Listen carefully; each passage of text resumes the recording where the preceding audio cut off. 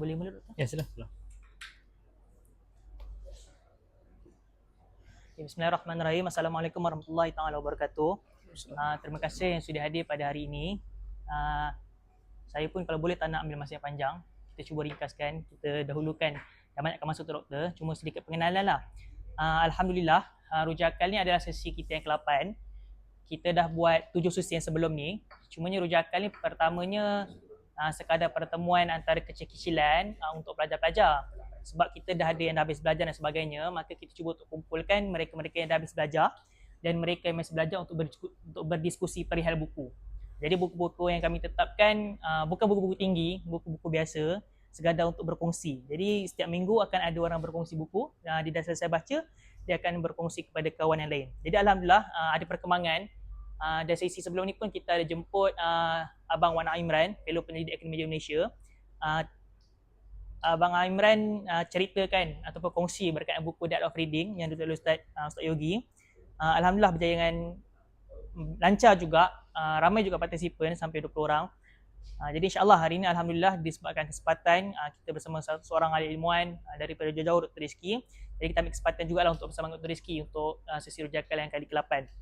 Jadi insyaAllah sebelum tu ini buku insyaAllah, buku yang kita akan bincangkan pada hari ini. Tajuknya Futuah dan Mendidik Pemuda Menjadi Lelaki Bermaruah. Buku asalnya dalam bahasa Inggeris Imam Daud Walid. Alhamdulillah Dr. Rizki yang terjemahkan.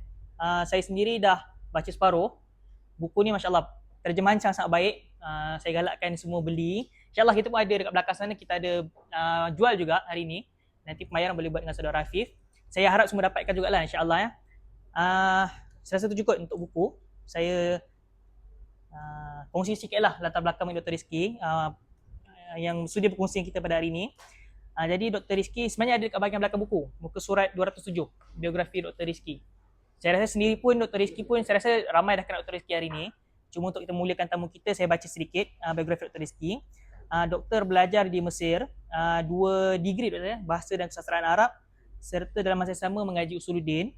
Kemudian selepas selesai, tapi di Mesir doktor bukannya belajar secara universiti, bahkan doktor juga bertalaki bersama para ulama di luar pagar universiti. Kemudian Dr. Rizki menyambung master beliau sarjana di UIA pada tahun 2013 tamatnya. Kemudian doktor menyambung PhD di KSIS dan selepas selesai daripada KSIS, doktor sekarang mengajar doktor ya secara sembilan di KSIS juga. Kalau salah betul doktor ya? Ya betul. Dan Dr. Rizki juga dah banyak menulis, banyak menterjemahkan buku. Dan dalam masa yang sama Dr. Rizki juga ada menubuhkan satu semacam lingkaran intelektual doktor ya. Nama lingkaran. Saya sendiri alhamdulillah dah banyak join kelas-kelas Dr. Rizki secara percuma. Alhamdulillah lingkaran banyak buat kelas secara percuma. Jadi saya jemput juga untuk join dan boleh follow lingkaran lah dekat Instagram insya-Allah. Jadi saya rasa tu cukup, selebihnya saya terus serahkan kepada Dr. Rizki insya-Allah. Semoga kita semua dapat manfaat daripada perkongsian hari ini insya-Allah. Tadi yang baca syair tadi je. Syair Haikal. Saya ke? Ya, sila. Sama dulu kita sama. Saya ada kongsi syairnya syair Hamid Hamzah. Hamzah Fansuri. Hamzah Fansuri, maaf. Saya ada share dalam grup.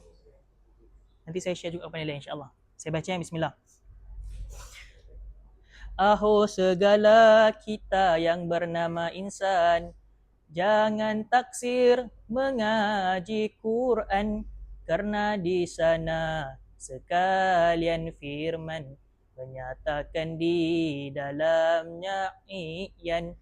Fardu dan sunat yok ya kau pakai, akan 5 waktu jangan kau lalai, halal dan haram faraqkan bapai, itulah amal yang tiada berbagai. Sunnat Muhammad terlalu azim, barang memakai dia bernama Salim, karena Rasulullah sempurna hakim, menunjukkan jalan ke Jannatun Na'im. Syariat itu ambilkan kandil, supaya engkau menjadi khalil, karena ia datang dari Rabbun Jalil, menyatakan Allah dan hakikat sabil. Syariatnya itu terlalu ghalib min al-masyariq ila al-magharib, kafir dan musyrik sekalian ta'ib, dari mulutnya daim mungkirnya ghaib. Hamzah Fansuri anak dagang melenyapkan diri, tiada sayang jika berenang, tiada berbatang jika berlabuh, tiada pada karang. InsyaAllah. Saya serahkan kepada Dr. Rizky, insyaAllah. Bismillah. Berapa lama waktu pasal? Bulan berapa? Nah, ya.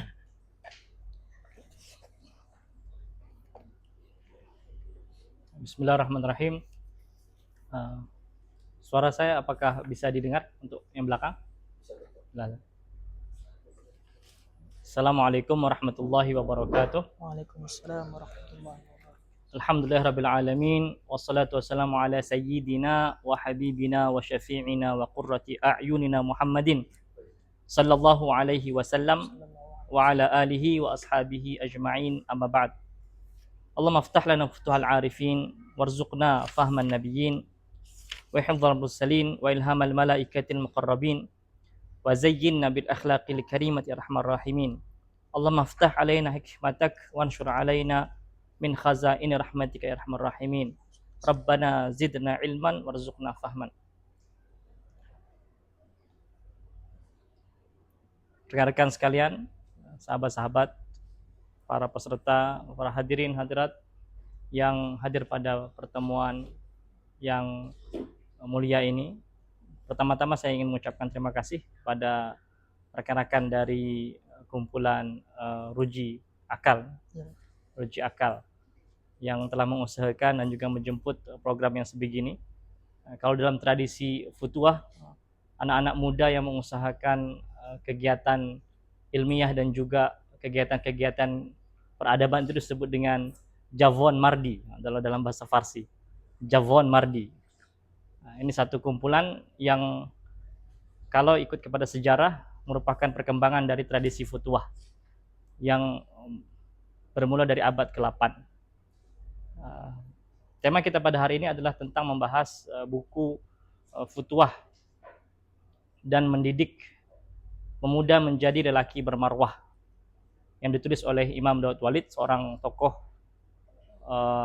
bukan hanya aktivis tapi juga sebagai tokoh scholar di Amerika Serikat, di US.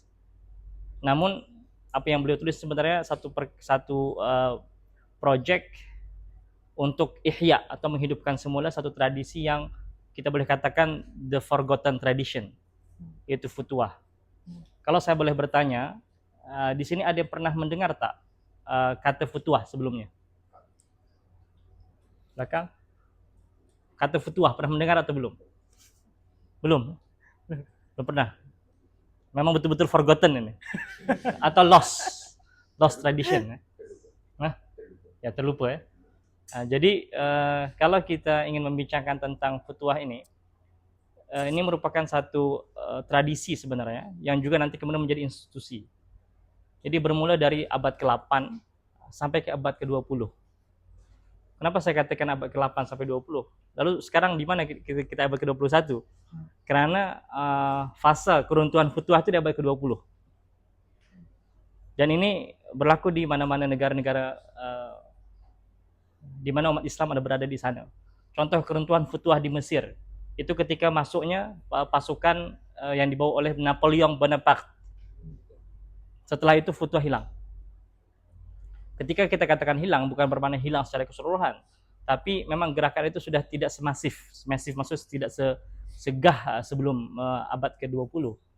Kemudian ketika penjajahan masuk ke alam Melayu ini, itu juga salah satu faktor yang membuat gerakan atau pertumbuhan futuah itu hilang. Jadi kalau kita boleh katakan kalau kita ingin membuat satu timeline atau satu periodization, futuah itu bermula dari abad ke-8 Masihi ya, bukan Hijriah. Abad abad ke-8 Masehi. Nabi Muhammad SAW wafat pada abad ke-6,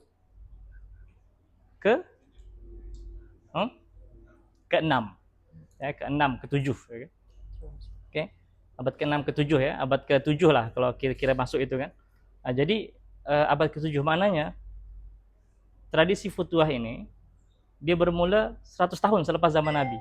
Bahkan kita boleh katakan kalau kita baca, ada yang udah baca buku ini, sebenarnya tradisi futuah itu tidak bermula pada abad ke-8. Dia memang bermula pada Rasulullah SAW sendiri. Hanya saja dia menjadi satu tradisi yang kita boleh katakan dalam bentuk gerakan itu abad ke-8, yaitu pada zaman tabi'in. Tapi kalau kita baca rujukan yang membahas tentang futuah, jadi walaupun saya menerjemahkan buku ini, dalam masa yang sama saya sendiri pun membuat kajian tentang futuah itu. Pada mulanya hanya untuk dapat memahami konsep futuah itu agar dapat menerjemahkan karya ini dengan baik. Tapi lama-kelamaan ternyata semakin menarik. Rupa-rupanya saya pun tidak paham sebenarnya apa itu futuah. Karena sebelum ini saya belajar di Al-Azhar, istilah futuah itu sudah pernah didengar, tapi dalam tradisi tasawuf. Bukan dalam satu bentuk gerakan yang rupa-rupanya tradisi futuah ini membina hospital, membina karavansarai, atau nanti kalau di Turki disebut dengan zawiyah kalau di Arab tuh. Zawiyah ini apa? Zawiyah ini adalah asrama-asrama hostel percuma yang ditaja oleh kelompok futuah. Nah, nanti kita akan cerita lah. Saya coba untuk memberikan satu mukaddimah saja. Nah, nanti kalau ingin tahu lebih mendalam silakan baca buku inilah. Dalam buku ini diceritakan sedikit tentang sejarahnya walaupun tidak detail, tapi karena maksud penulisan Imam Daud Walid ini adalah lebih kepada menyelesaikan masalah yang sedang kita hadapi sekarang, tentang isu LGBT, tentang isu feminisme, tentang isu mamis boys. Tahu istilah mamis boys ini apa? Lelaki-laki yang anak mami. Jadi ya jatuh sikit pun menangis kan. Jadi lebih kepada menyelesaikan isu-isu yang tengah kita hadapi sekarang. Tidak bermaksud untuk menjelaskan futuah secara tradisi besar itu. Tapi sangat baik, buku ini sangat baik. Paling tidak dengan buku ini kita dapat membuka satu wawasan kita agar kita dapat menggali lebih mendalam tentang yang tadi disebut dengan the lost tradition atau forgotten tradition yang bernama futuah. Mungkin saya boleh memulai daripada zaman Nabi sendiri, di mana kalau rekan-rekan sekalian membaca sirah Nabi, membaca hadis-hadis Nabi, terutama yang berkenaan dengan maghazi, ya, tentang peperangan atau nanti ghazawat ya, yang Rasulullah sendiri hadir atau tidak, di sana banyak menjelaskan tentang keberanian para sahabat itu. Hampir dalam semua peperangan Rasulullah SAW, jumlah kaum muslimin selalu lebih sedikit. Bahkan terkadang hanya 10% dari jumlah musuh. Bayangkan. Setiap peperangan yang Nabi terlibat dalam peperangan itu, jumlah kaum muslimin selalu lebih sedikit dari jumlah musuh. Bahkan ada satu keadaan itu hanya 10%. Musuh 3.000 lebih, pasukan Nabi hanya 300 orang. Nah, tapi kenapa Nabi tetap berani pergi juga ke medan juang, medan perang, medan jihad? Bukankah macam seperti bunuh diri kan? Nah, dia tidak, karena ada keberanian di situ. Dan bahkan ini direkodkan dalam sejarah bahwasanya kaum musyrikin itu gerun terhadap tentara Nabi ini. Bukan hanya karena strategi Nabi yang, silakan nanti baca bagaimana peperangan Rasulullah dengan strategi-strategi yang Nabi lakukan. Di banyak satu strategi yang belum pernah dilakukan oleh kaum musyrik pada ketika itu. Nabi buat strategi lapisan-lapisan. Sangat menarik lah bagaimana kita teliti di situ. Tapi poin kita bukan di situ. Poin yang ingin disampaikan adalah hampir setiap sahabat Nabi itu mempunyai keberanian yang luar biasa. Sampai kaum musyrik itu membuat satu statement, kita akan berperang dengan satu pasukan yang tidak pernah takut mati. Kita akan berperang, ini maksudnya mereka gerun, musuh kita adalah pasukan Rasulullah, yang pasukan ini mereka mencari mati, itu bahasanya. Jadi kita tak boleh lawan, so mereka tak takut mati, sedangkan kita takut mati. Nah, jadi kegerunan itu itu betul-betul real masuk ke dalam hati-hati kaum musyrikun ketika berperang dengan pasukan Rasulullah. Itu kenapa? Kenapa itu terjadi dan kenapa itu berlaku?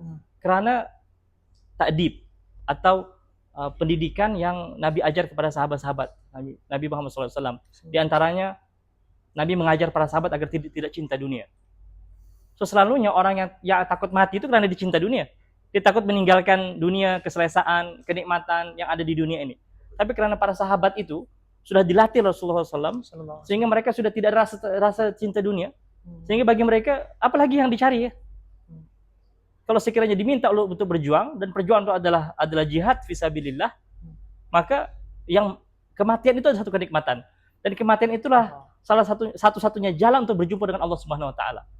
Jadi pasukan Rasulullah tidak pernah takut dengan siapapun, dengan sebesar apa mereka tetap mempunyai keberanian untuk hadir ke medan juang, ke medan jihad. Nah, dari situ dulu.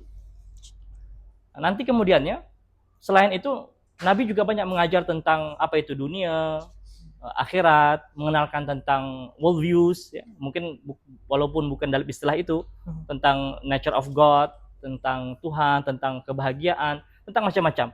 Sehingga para sahabat Nabi ini mereka sudah selesai dengan diri mereka. Dalam makna tadbir nafs mereka sudah selesai. Karena ditadbir oleh Rasulullah SAW sendiri. Makanya nanti dalam futuah itu dia ada 3 pentadbiran. Yang pertama tadbir nafs, yang kedua tadbirul manzil, yang ketiga tadbirul daulah. Dalam tadbirul daulah ini masuk tadbirul mujtama, tadbirul qaryah kalau sekiranya itu village. Tapi tadbirul daulah ini lebih kepada mentadbir yang lebih besar dari sekadar rumah tangga kita. So tradisi futuah ini dia memfokuskan pertama dulu pada tadbir an-nafs. Karena hanya orang-orang yang selesai dengan dirinya dia boleh mentadbir orang lain. Selalunya kerusakan yang kita lihat sekarang, corruption, kemudian ketamakan, greedy, menipu dan sebagainya, sebenarnya karena mereka tidak selesai dengan diri mereka. Mereka gagal dalam tadbir nafs. Padahal itu dalam futuah itu tadbir nafs yang penting. Nah, dalam circle Rasulullah SAW ini sebagian besar sahabat sudah selesai dengan diri mereka sendiri. Sehingga nanti kita akan melihat apa yang berlaku pada next generation, yaitu anak-anak para sahabat itu.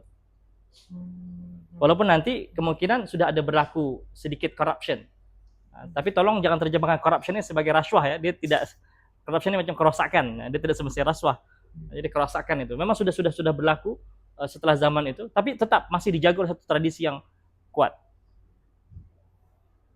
Para sahabat ini mewariskan atau mewarisi prophetic tradition. Kemudian para sahabat mewariskan lagi kepada anak-anaknya yaitu para tabi'in. Nah, para tabi'in mewariskan lagi pada tabi'ut tabi'in. Di mana tradisi atau prophetic tradition itu disampaikan turun-temurun oleh Nabi kepada para sahabat-sahabat, kemudian oleh para sahabat-sahabat kepada anak-anaknya.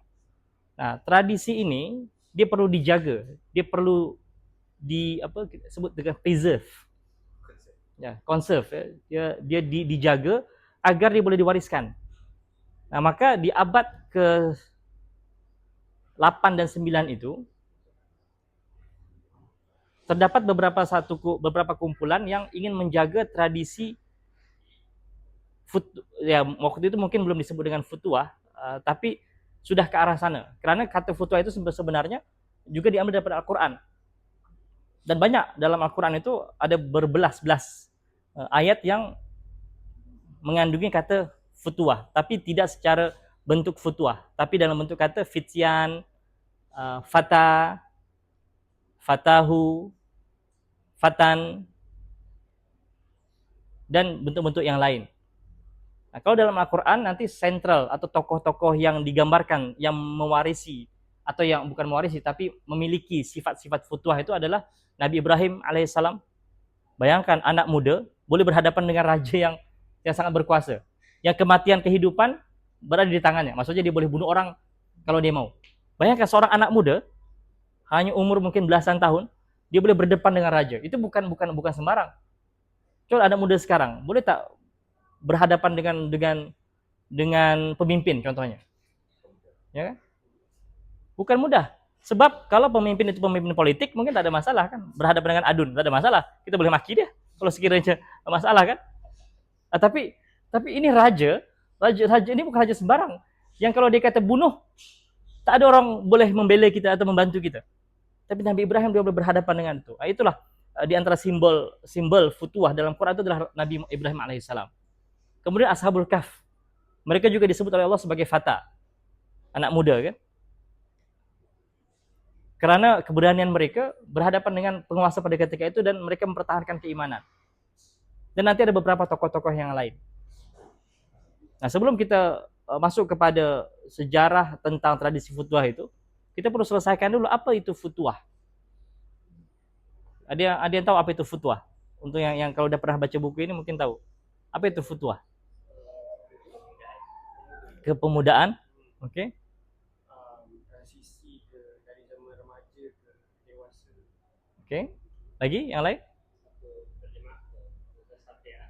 Kesatriaan, oke. Yang lain? Spiritual chivalry, oke. Yang lain? Kebudiman. Oke, lagi? Kesantunan lagi? Kebeliaan, oke. Lagi? Lagi? Ya, kalau kita bincang secara terminologi atau secara etimologi, secara bahasa, perkataan futuah itu diambil dari kata fata, fatan, yaitu pemuda. Kata nama. Kalau diambil dari kata kerja, katanya fatia, ya,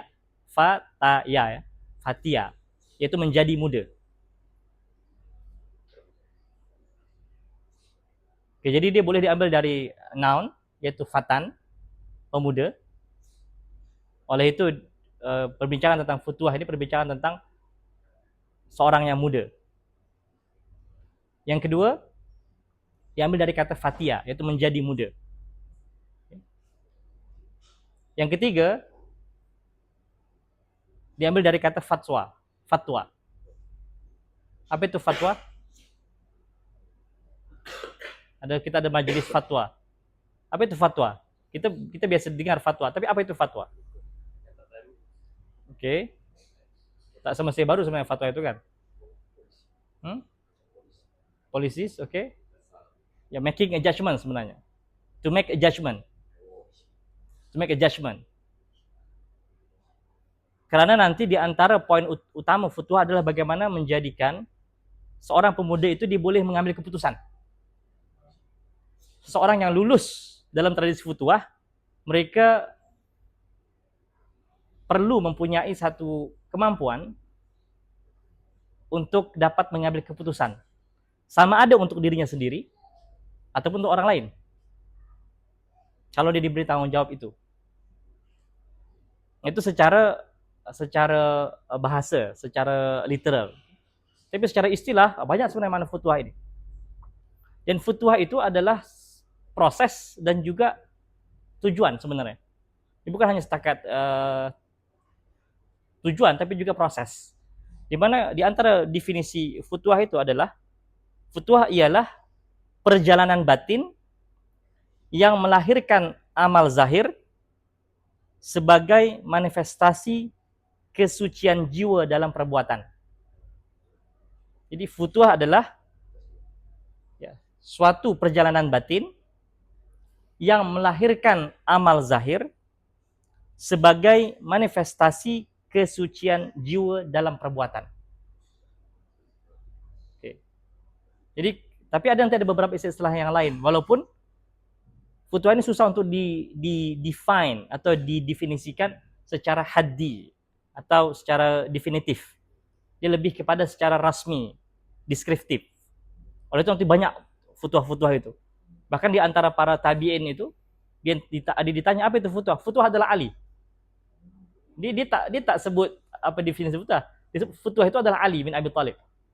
Karena di antara center tokoh futuah yang mewarisi tradisi futuah adalah tradisi Ahlul Bait.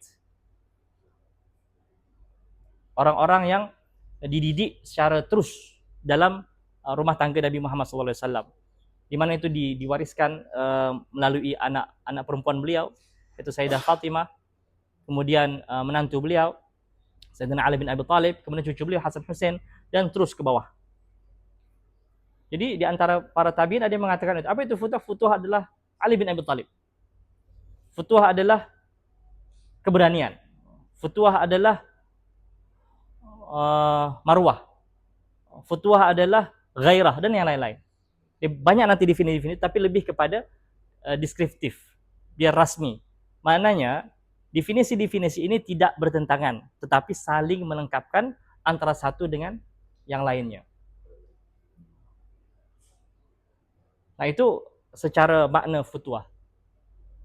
Lalu bagaimana futuah itu ditadwin? Nama ditadwin itu tadwin dalam bahasa kita codification, disusun dengan sistematik, yaitu di antara tokoh yang terawal yang menuliskan karya tentang tradisi futuah itu adalah Abdurrahman As-Sulami dalam kitab beliau yang bertajuk Al-Futuwah, Kitabul Futuwah, yang sebenarnya merupakan rujukan utama dalam penulisan Imam Daud Walid. Jadi di antara perkara yang mendorong Imam Daud Walid itu ingin menulis karya futuah pada zaman sekarang adalah karena pada ketika itu beliau di tempat asal beliau, yaitu di Detroit ya, nama kawasan itu. Beliau mengaji dengan salah seorang imam, kalau tak silap Maulana Asim atau imam yang lain. Beliau mengaji 3 kitab futuah, 2 kitab futuah, 1 kitab yang bertajuk Risalah Qusyairiyah, selama 2 tahun.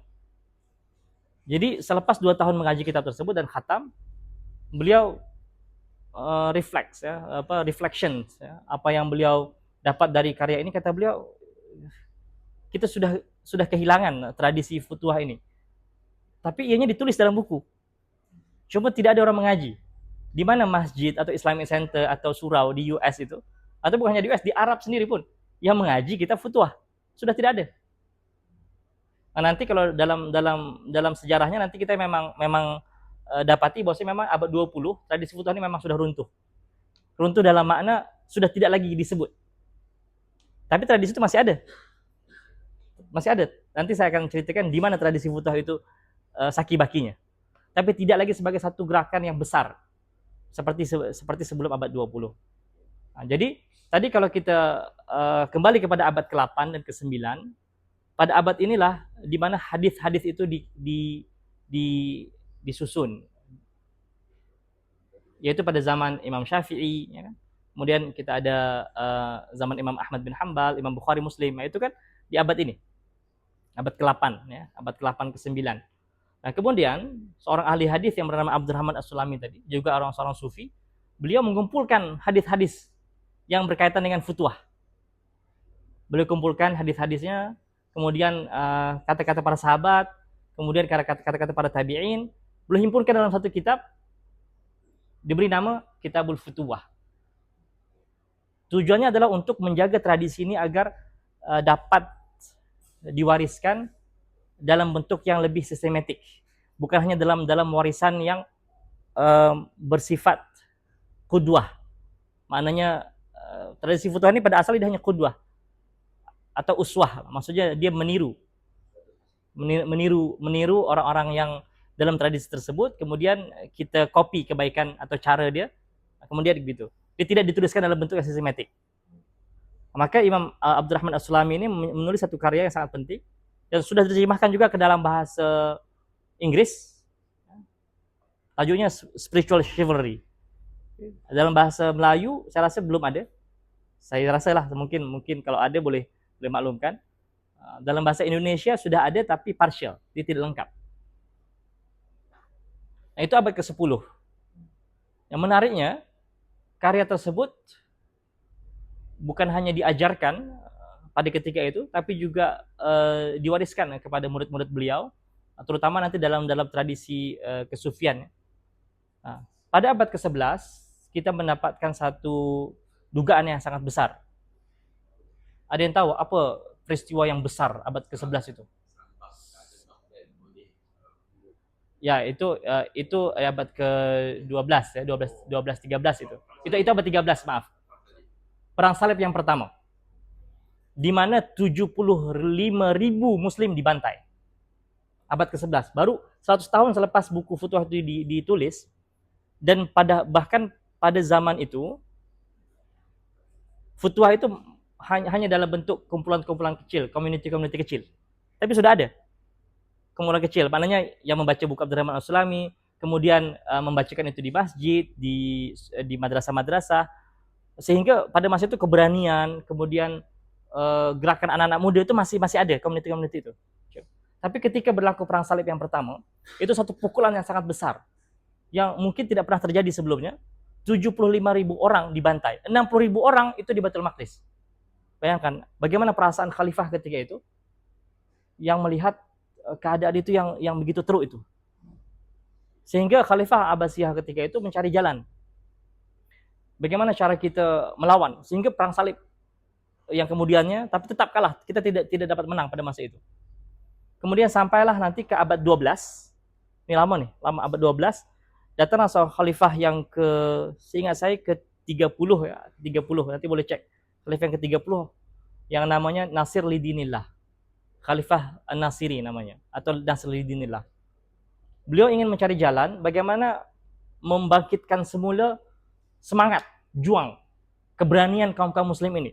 Karena di mana-mana tempat kita selalu kalah dengan tentara Kristen pada masa itu. Dan orang-orang muslim ketika itu dibuat gerun. Kenapa? Karena cara tentara salib menyerang itu, mereka akan membawa tentara sebanyak-banyaknya dan dia akan menghancurkan semuanya. Bukan hanya itu saja, dipenggal kepala dan digantung di kota. Begitu kejam sehingga bandar-bandar lain gerun dengan kejadian itu. Nah, sampailah nanti kepada khalifah ini, kekalahan demi kekalahan kita alami sebenarnya, walaupun ada menang tapi basically memang kalah. Pada abad ke-12, Khalifah Nasruddin ini ingin mencari jalan bagaimana cara membangkitkan keberanian kaum muslim. Belum mencari-cari, dapatlah beberapa komunitas kecil yang mereka dalam tradisi futuhah. Sehingga tradisi futuhah yang dari abad ke-8 tadi sampai ke abad 12 yang hanya dijalankan, diamalkan, digerakkan oleh komunitas kecil, diambil sebagai satu proyek kerajaan, proyek khalifah, yaitu An-Nasir Lidinillah atau Khalifah An-Nasiri. Ketika beliau melihat, mungkin juga membaca karya-karya komuniti futuhah ini, yang dalam ketika itu masih dalam bentuk tradisi futuhah yang diwariskan, yang betul-betul hormat kepada ahlul bait, kemudian keberanian, kemudian kewibawaan, marwah dan sebagainya. Beliau ingin menjadikan tradisi futuhah ini menjadi proyek di bawah Khalifah Abbasiyah. Karena apa? Karena tradisi futuhah ini bukan hanya setakat mereka mempunyai keberanian, tapi mereka mempunyai nilai perjuangan yang tinggi dan juga mempunyai satu jaringan yang luas di beberapa tempat. Sehingga ketika Khalifah An-Nasiri ini mengambil konsep futuhah itu sebagai satu proyek kerajaan pada masa itu, tradisi futuhah itu semakin populer. Di beberapa tempat mulalah kalau dalam bahasa kita mungkin institutionalization, diinstitusikan oleh kerajaan. Macam ada mandate dari kerajaan, setiap bandar-bandar besar kena ada guild, satu kumpulan futuhah. Guild, satu kumpulan futuhah. Di mana di situ nanti akan berlatih bermain pedang, berkuda, memanah, gusti, berenang macam-macam. Semua skill-skill yang akan dipakai nanti untuk berjihad. Tetapi menariknya, madrasah futuhah ini bukan hanya mengajarkan skill-skill untuk membela diri atau berjihad, tapi juga ada membaca Quran, ada pembacaan kitab-kitab seperti Risalah Qusyariyah begitu, kitab-kitab tasawuf, agar untuk membantu mereka untuk menyelesaikan mereka dengan diri mereka. Biasanya adalah masalah-masalah yang berlaku di luar sana sebenarnya orang-orang itu tidak selesai dengan diri mereka. Jadi tradisi futuhah untuk membantu masyarakat muslim ketika itu selesai dengan diri mereka. dalam makna mereka ma'rifatun nafs selesai. Karena man arafa nafsahu faqad arafa rabbahu. Itu yang menjadi macam satu pegangan kalangan futuah ini. Ada satu hadis yang lain lagi yang menjadi pegangan golongan futuah juga adalah al-mu'min al-qawi ahabbu ilallahi minal mu'min ad-dha'if. Seorang mukmin yang kuat itu lebih disukai Allah Subhanahu wa taala dari mukmin yang lemah, walaupun keduanya ada kebaikan, tapi mukmin yang kuat adalah yang disukai. Oleh itu, orang-orang dalam tradisi futuah tidak ada lelaki itu tidak boleh main pedang. Tidak ada lelaki itu yang dia tidak boleh menunggang kuda pada zaman itu. Jadi ketika Khalifah An-Nasir itu menjadikan konsep futuah itu sebagai satu project dia untuk coba melawan perang salib tadi, tentara salib itu, dan guild atau kelompok-kelompok futuah ditubuhkan di beberapa negeri, bukan hanya di Baghdad tapi juga di Mesir, di Maghrib, di Tunisia, di Syam, di beberapa tempat, sehingga kumpulan-kumpulan yang kita boleh katakan tentara yang berasal dari anak-anak muda ini bangkit. Bukan hanya tentara kerajaan, tapi tentara yang daripada rakyat itu dibangkit, terus ada anak-anak muda. Dan akhirnya selepas itulah nantilah baru kita kenal tokoh-tokoh yang besar nanti kemudiannya. Ada Salahuddin Al-Ayyubi, itu lahir dari tradisi futuah. Kan kayak kita lahir nanti tokoh-tokoh seperti Muhammad Al-Fatih di abad 15 itu juga lahir dari tradisi futuah. Walaupun memang pada abad ke-13 Baghdad itu jatuh, tapi dia tidak menjadikan futuah itu hilang serta merta ketika jatuhnya Baghdad. Sebenarnya ketika jatuhnya Baghdad, dia adalah satu masa berdirinya kerajaan-kerajaan kecil yang lain, ya kan? Kita ada Safawi, kita ada Utsmaniyah setelah itu. Jadi sebenarnya kita tidak total loss pada memang itu satu pukulan yang besar yang sangat menyakitkan untuk kalangan kaum muslimin ketika Baghdad itu sudah diperingatkan oleh jiran-jirannya bahwa kedatangan tentara Tatar ini. Padahal 3 tahun sebelum tentara Tatar itu datang, Baghdad itu sudah aware dan sudah dapat warning dari kawasan Bilad Nomor An-Nahar. Ada yang tahu? Asia Tengah. Sudah dapat warning. Dari kawasan Bukhara, dari kawasan Uzbekistan dan sebagainya, yang dulu disebut dengan Samarkand. Sudah dapat warning 3 tahun sebelum. Tapi Khalifah Baghdad ketika itu, cucu kepada An-Nasiri ini, Al-Musta'sim Billah, dia abaikan peringatan itu.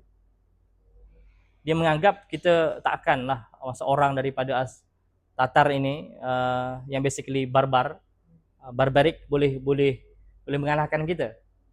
Dan warning itu berdatangan dari scholars, dari tokoh-tokoh, dari kawasan-kawasan yang telah ditaklukkan, tapi dia tetap tidak mengambil pelajaran sehingga dia jatuh. Tetapi kerajaan-kerajaan yang lain yang memang sedia ada pada zaman Abbasiyah di kawasan-kawasan lain memang sudah ditubuhkan pada masa itu. Sehingga ketika jatuhnya Baghdad bukan bermakna kita total loss. Nah, ini nanti ceritanya kemudiannya tradisi futuah dalam proyeknya An-Nasiri itu mungkin terbantut di Baghdad tetapi tidak hilang. Pada abad 14 di Utsmaniyah ada tokoh namanya Akhi Afran. Akhi Afran ini dia kemudian menubuhkan satu kumpulan yang namanya Akhi. Akhi ini adalah perkembangan dari futuah, yaitu persaudaraan tadi. Namanya Akhi. Nanti kalau dalam bahasa Inggris akhism. Silakan cari kalau dalam Google tuh akhism.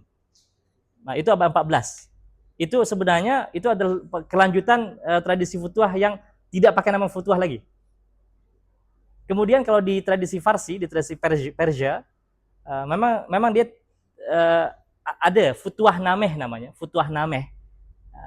Tetapi kalau di tradisi Persia selepas jatuhnya Baghdad itu mereka ada namanya Zurkhaneh. Zurkhaneh ini, Zur ini artinya keberanian, Khaneh ini rumah. Jadi rumah keberanian. Itu juga kumpulan-kumpulan yang meneruskan tradisi futuah. Di rumah keberanian ini kita akan berlatih mungkin kalau sekarang silat, bermain pedang, gusti, orang-orang Farsi dia suka gusti, tangkap singa, macam-macam untuk melatih keberanian. Namanya Zurkhoneh, itu macam gelanggang lah, gelanggang macam apa? Ya, macam dojo gitu, macam gitu. Tapi dia lebih besar lah, dia lebih besar. Di antara gerakan Zurkhoneh ini juga ada lagi gerakan yang namanya Javon Mardi. Javon ini muda, Mardi ini orang. Jadi orang muda. Itu juga gerakan lanjutan dari berfutuah setelah abad 14. Nah, menariknya tradisi-tradisi ini berterusan di kawasan-kawasan yang sebenarnya mempunyai hubungan dulu ketika Baghdad. Kemungkinan besar ini adalah guild yang sebenarnya diasaskan dulu oleh An-Nasiri, karena runtuhnya Baghdad sudah tidak ada connection lagi dengan Baghdad, sehingga mereka bergerak sendirinya.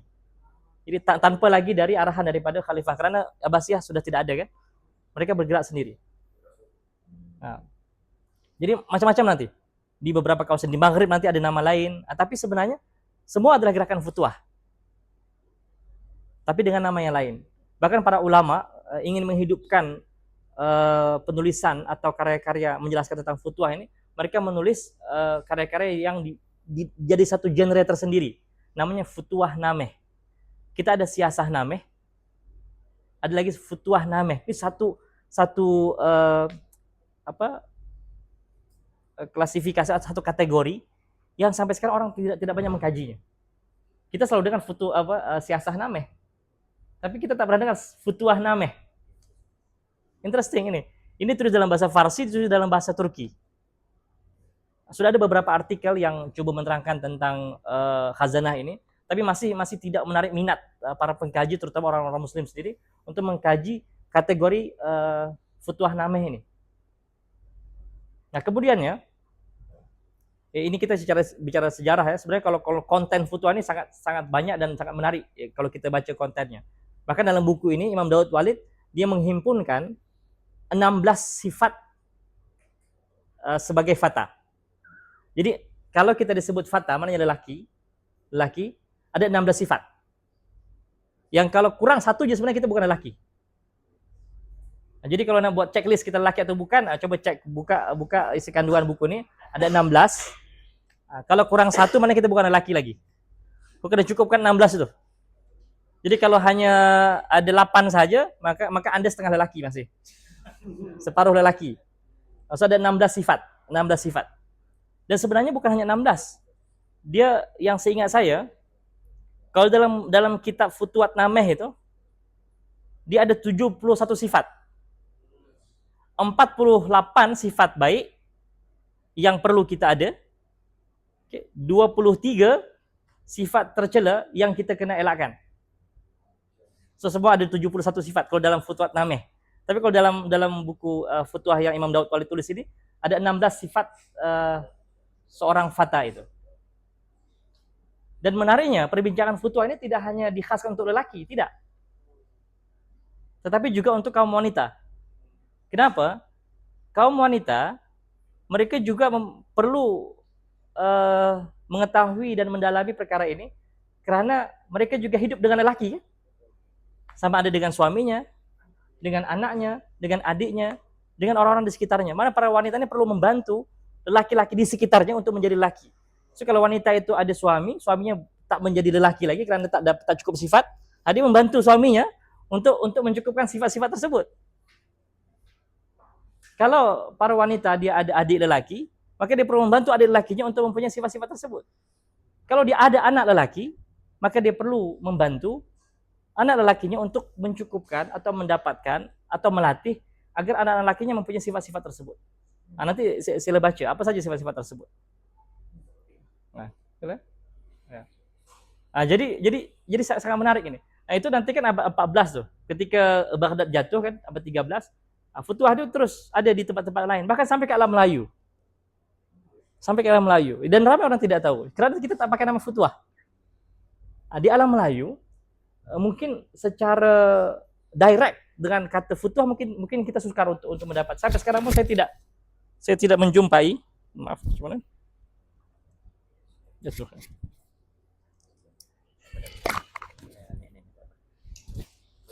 Boleh. Okey. Dalam bahasa Melayu, dalam tradisi di alam Melayu, saya pun belum menjumpai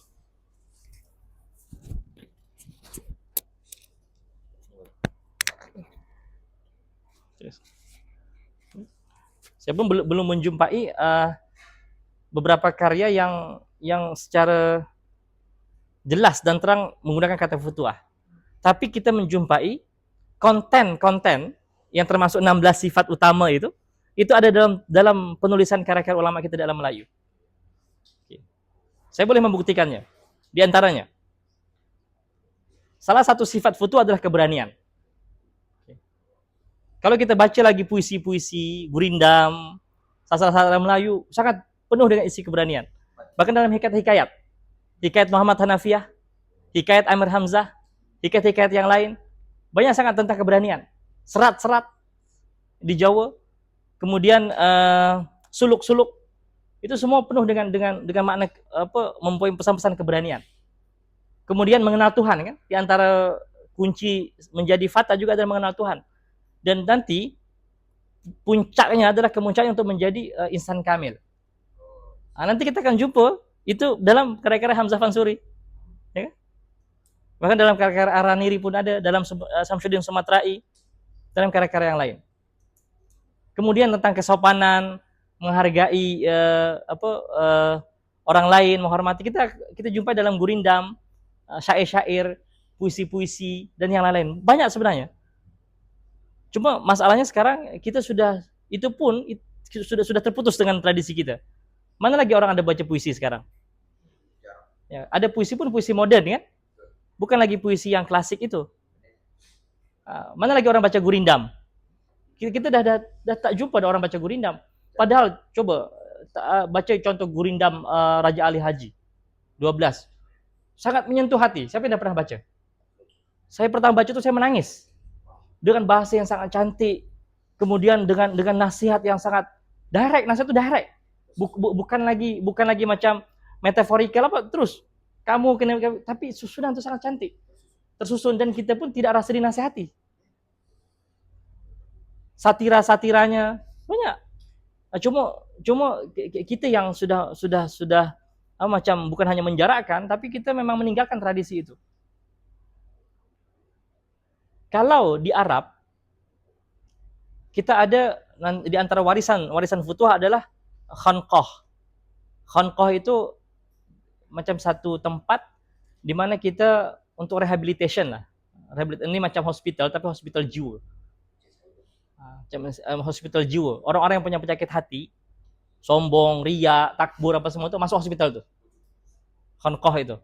Walaupun khanqah itu dia memang tempat untuk belajar tasawuf dan sebagainya, tapi juga biasanya ada bilik-bilik untuk orang-orang yang ingin memperbaiki dirinya. Tradisi futuah ini mereka membina hospitals. Jadi kalau ada yang baca tentang history of Islamic medicines, kebanyakannya hospital dibina oleh kumpulan futuah ini. Karena di antara sifat utama futuah ada al-ithar. Al-ithar itu membantu atau mendahulukan orang lain. Di mana dalam itu ada hospitality. Kita sebut hospital kan, sebenarnya ada hospitality di situ. Tapi sekarang there is hospital but no hospitality. Pelayanan kan. Kalau kita tahu tradisi futuah atau tradisi ada salah satu tokoh yang cukup terkenal dalam bidang psikologi Islam, nama beliau Jasmin Muhammad, Dr. Jasmin Muhammad, atau yang menulis buku itu beliau mengkaji tentang Bimaristan. Boleh cek nanti kajian Bimaristan, bagaimana sejarah hospital dalam tradisi Islam. Hospital dalam tradisi Islam semua percuma. Tidak ada bayaran, percuma. Nak duduk di situ sampai 2 tahun pun percuma. Bahkan dalam Islam, tradisi Islam, kita punya 3 jenis hospital. 3 jenis. Jenis pertama penyakit-penyakit fisikal. Macam luka, apa semua itu ada rawatan kan, mungkin ada dalam sebagai ada operation sebagai, itu yang pertama. Hospital yang kedua adalah hospital mental. Orang yang ada masalah dalam otaknya dan sebagainya, macam gila lah. yang begitulah gitu. Di mana nanti tempat tersebut dibuat color, dibuat memang untuk membantu orang-orang yang sakit mental tuh kembali sihat. Tidak semua putih semua kan. Sekarang semua satu pattern kan hospital. Semua sama, warna sama begitu. Yang hitam putih. Jadi hospital yang kedua ini agak berbeza dengan hospital yang pertama. Hospital yang kedua ini biasanya dibina di agak ke dalam, dekat dengan air terjun, dekat dengan sungai, dekat dengan di pantai, supaya membantu orang-orang yang sakit mental itu dia boleh ceria kembali, boleh pulih kembali. Hospital yang ketiga yang tadi khanqah itu orang-orang punya penyakit hati. So orang yang ada sombong, ujub, riya, takbur, kedekut, itu masuk hospital tuh. Bayangkan, oke, siapa di sini yang punya penyakit sombong? Ada tak? Kalau ada, kalau zaman dulu kita boleh datang ke hospital itu. Dan itu percuma. Nanti duduk, nanti ada syekhnya, nanti dia akan coba cek, dia akan coba tes, dia tanya semua, kemudian oke, coba stay 4 hari dulu. Dan 4 hari itu nanti dia akan coba, kemudian ada baca Quran, kemudian ada zikir-zikir yang kena dibaca. Kemudian oke, coba awak balik, jumpa dengan manusia. Ada tak rasa sombong lagi? Kalau ada, datang balik, maknanya belum sembuh. Dibuat begitu. So sampai begitu, dan itu semua ditajuk oleh sama ada oleh kerajaan atau oleh orang-orang kaya yang memang dia jaga hospital tersebut. Sebab kita dulu ada Baitul Mal, tapi kita juga ada persendirian. Maknanya just one person sendirian, dia orang kaya dan dia tajuk hospital itu. Itu boleh baca tuh. Nanti The History of Bimaristan, coba cari. Sangat menarik. Dia ada tiga jenis hospital dalam Islam. Nah, kebanyakannya tradisi 3 hospital ini diran oleh kelompok Futuah. Karena mereka ithar itu, ada namanya ithar. Satu sifat diantaranya adalah ithar. Mereka membantu orang lain. Selain hospital, mereka juga membina ratusan yang disebut dengan karavan-sare. Dalam bahasa Inggris kita ada kan? Karavan apa kita sebut bahasa Inggris? Karavan kan? Karavan ini sebenarnya dari bahasa Farsi juga. Karaftan tuh macam berjalan, macam karavan sare itu sebenarnya bukan perjalanan, tapi lebih kepada hostel karavan sare. Kalau di dalam tradisi mungkin di zaman Abbasiyah dan selepasnya ada satu konsep namanya karavan sarai. Karavan sarai ini dia adalah rumah singgah kalau kita terjemahkan. Rumah singgah. Dia macam hotel tapi percuma.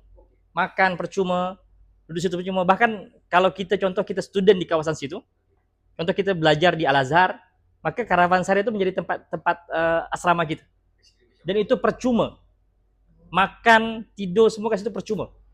Belajar situ percuma. Nah, karavan sarai ini seingat saya macam nanti boleh cek lah dalam tulisan Profesor Fazlur Rahman, beliau pernah menulis satu monograf begitu, tajuknya The History of Islamic Medicine. Ya. Jadi di antara salah satu apa yang beliau jumpai adalah di Afrika saja itu ada tidak kurang dari 400 jenis hospitals dan karavan sarai itu. Ada 400, bayangkan Afrika saja. Dan itu semua percuma. Jadi kadang dia bukan sakat kaya dan sebagainya, tidak. Memang kepedulian orang untuk membantu orang lain. Sesama itu, filantropi ya, kalau kita dalam istilah kita yang sekarang ya. Jadi mereka membina hospital, membina rumah-rumah singgah. Sebenarnya ide asal rumah singgah ini adalah pertama, dulu perniagaan kita antar kawasan kan. Contoh daripada Mesir ke Maghrib dan sebagainya. Nah, contoh dari Maghrib, dari Algeria lah mungkin, Algeria yang jauh Algeria sampai ke Mesir. Ini kan melalui beberapa kawasan kan, dan itu berapa ribu kilometer. Nah, tentunya mereka akan penat, ya kan? Nah, sepanjang dari Algeria ke Mesir ini ada berapa puluh karavansarai di situ. Tujuannya apa? Mereka berkhidmat kepada para musafir. Nah, itu percuma. Dan Futuah Guild memang mereka membina ratusan karavansarai di rata-rata tempat. Terutama orang-orang yang ingin pergi haji ke Mekah. Jadi orang-orang yang ingin pergi haji ke Mekah, contoh kalau kita dari alam Melayu, kita biasa start daripada Sumatera, daripada Aceh atau Singapura, ya kan? Singapura, dan kita nanti pergi ke India. Dan dari India baru kita pergi ke Jeddah. Atau nanti ada lagi laluan yang lain ya. India pun ada kawasan tertentu lah. Jadi di setiap titik ya, poin-poin stopnya para musafir nih, di situ akan dibina banyak karavansarai. Dan itu percuma. Ibnu Battutah termasuk orang yang pernah menulis tentang karavansarai ini. Di mana beliau kemana-mana negeri beliau akan tidur di karavansarai itu. Yang itu dibina oleh tradisi Futuah. Itu boleh baca Rihlah Ibnu Battutah. Dia mention tuh tentang kalau dia ke sini dia akan tidur di tempat ini dan sebagainya. Itu dia tidur di hostel-hostel milik Futuah Guild. Yang menariknya, contoh orang yang ingin pergi haji dari Algeria menuju ke Jeddah. Jeddah dulu kan macam port dia sampai ke Mekah. Jadi mereka contohlah melalui 20 kota. Setiap 20 kota ini satu hari di sini mereka tidur di. Nanti karavansarai ini di beberapa tempat itu di-run oleh community kat situ. Jadi bukan kerana kaya sangat, bukan. Kadang contoh satu karavansarai di satu bandar, contoh PJ. Bayangkan ada berapa ramai orang kayak sini kayak PJ. Satu orang bagi RM1 ya. Dah boleh jalan tuh karavansarai itu untuk run maintenance dia selama sebulan. Ya kan? Jadi kadang kita tak kata dulu kekhilafan kita kaya-kaya sehingga dia boleh membantu. Dia tidak, kadang karena ada namanya sifat al-ithar, itu satu sifat utama seorang seorang futuah itu, dia ithar namanya. Mendahulukan orang lain. Jadi bagi mereka bagilah RM10 contoh setiap bulan untuk run itu. Kenapa? Karena untuk ikramud duyuf, memuliakan tetamu. Orang yang datang ke bandar kita nak lalu, sama ada mereka nak berniaga, nak jumpa keluarganya di negeri lain, nak pergi haji, nak pergi umrah, mereka adalah tamu Allah Subhanahu wa taala. Sehingga kewajiban kita sebagai orang yang berada di bandar tersebut untuk memuliakan mereka. Itu idea asal kenapa ditubuhkan atau dibangunkan konsep karavansarai ini. Kalau dalam konsep sekarang namanya social hub. Boleh cek. Ada di Belanda, ada di Perancis. Saya pun pernah bermalam dulu di Paris. Di Paris waktu itu.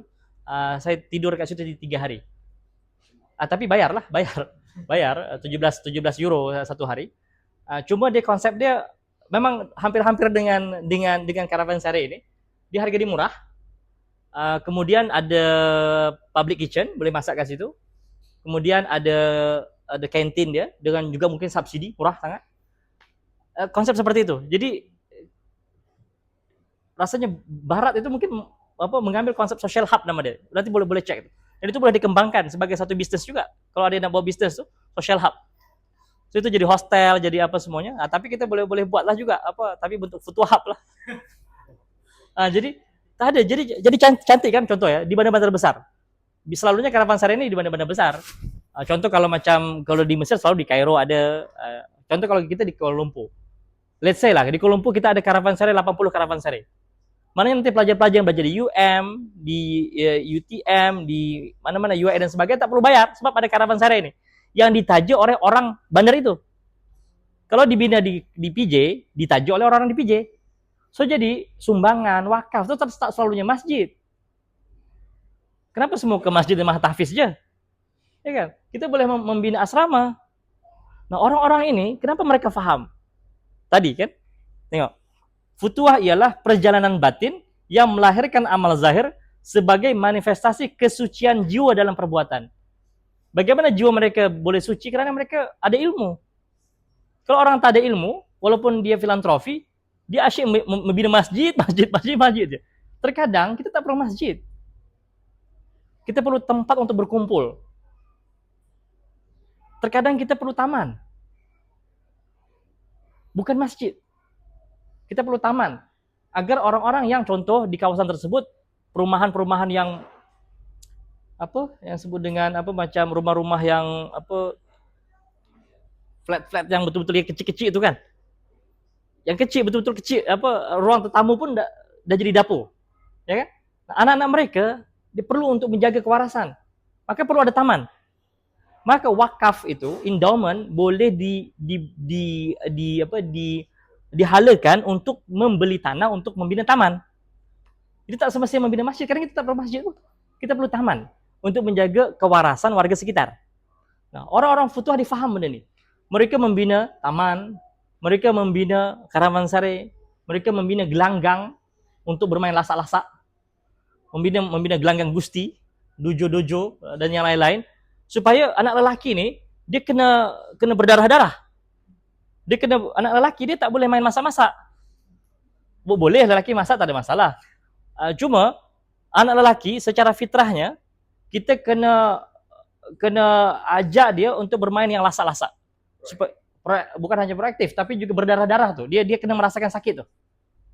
Fisikal. Oleh itu kalau dalam tradisi Futuah lelaki itu wajib silat, gusti, macam-macam lah yang sehingga dia boleh mencederakan fisikal dia. Bukan bermain yang lembut-lembut tuh. Supaya dia dapat menyesuaikan fitrahnya.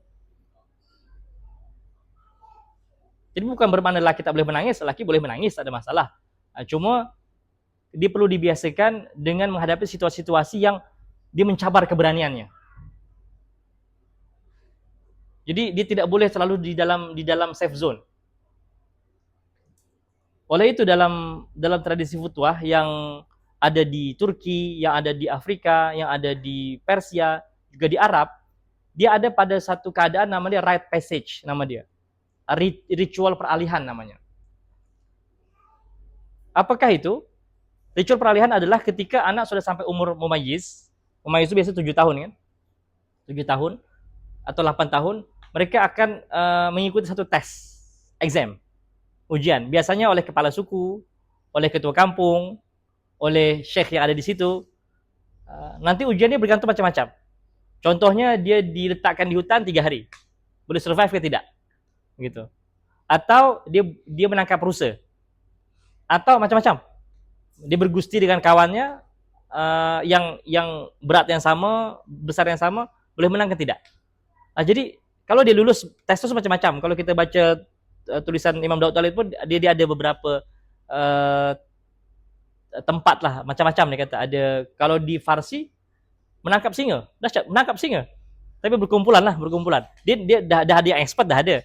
Tapi nanti 4 orang suruh tangkap singa. Macam mana dia boleh tangkap singa tu? Kalau di Afrika dia bukan rusa tu, dia ada beberapa hewan tu yang dia perlu tangkap. Kalau dia berjaya, luluslah dia.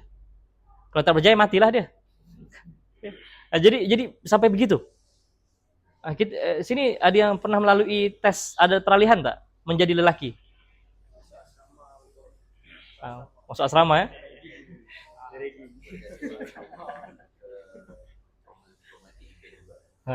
Jadi kita ada adat namanya adat peralihan tuh. Adat peralihan di mana orang itu nanti baru dia akan digelar sebagai lelaki.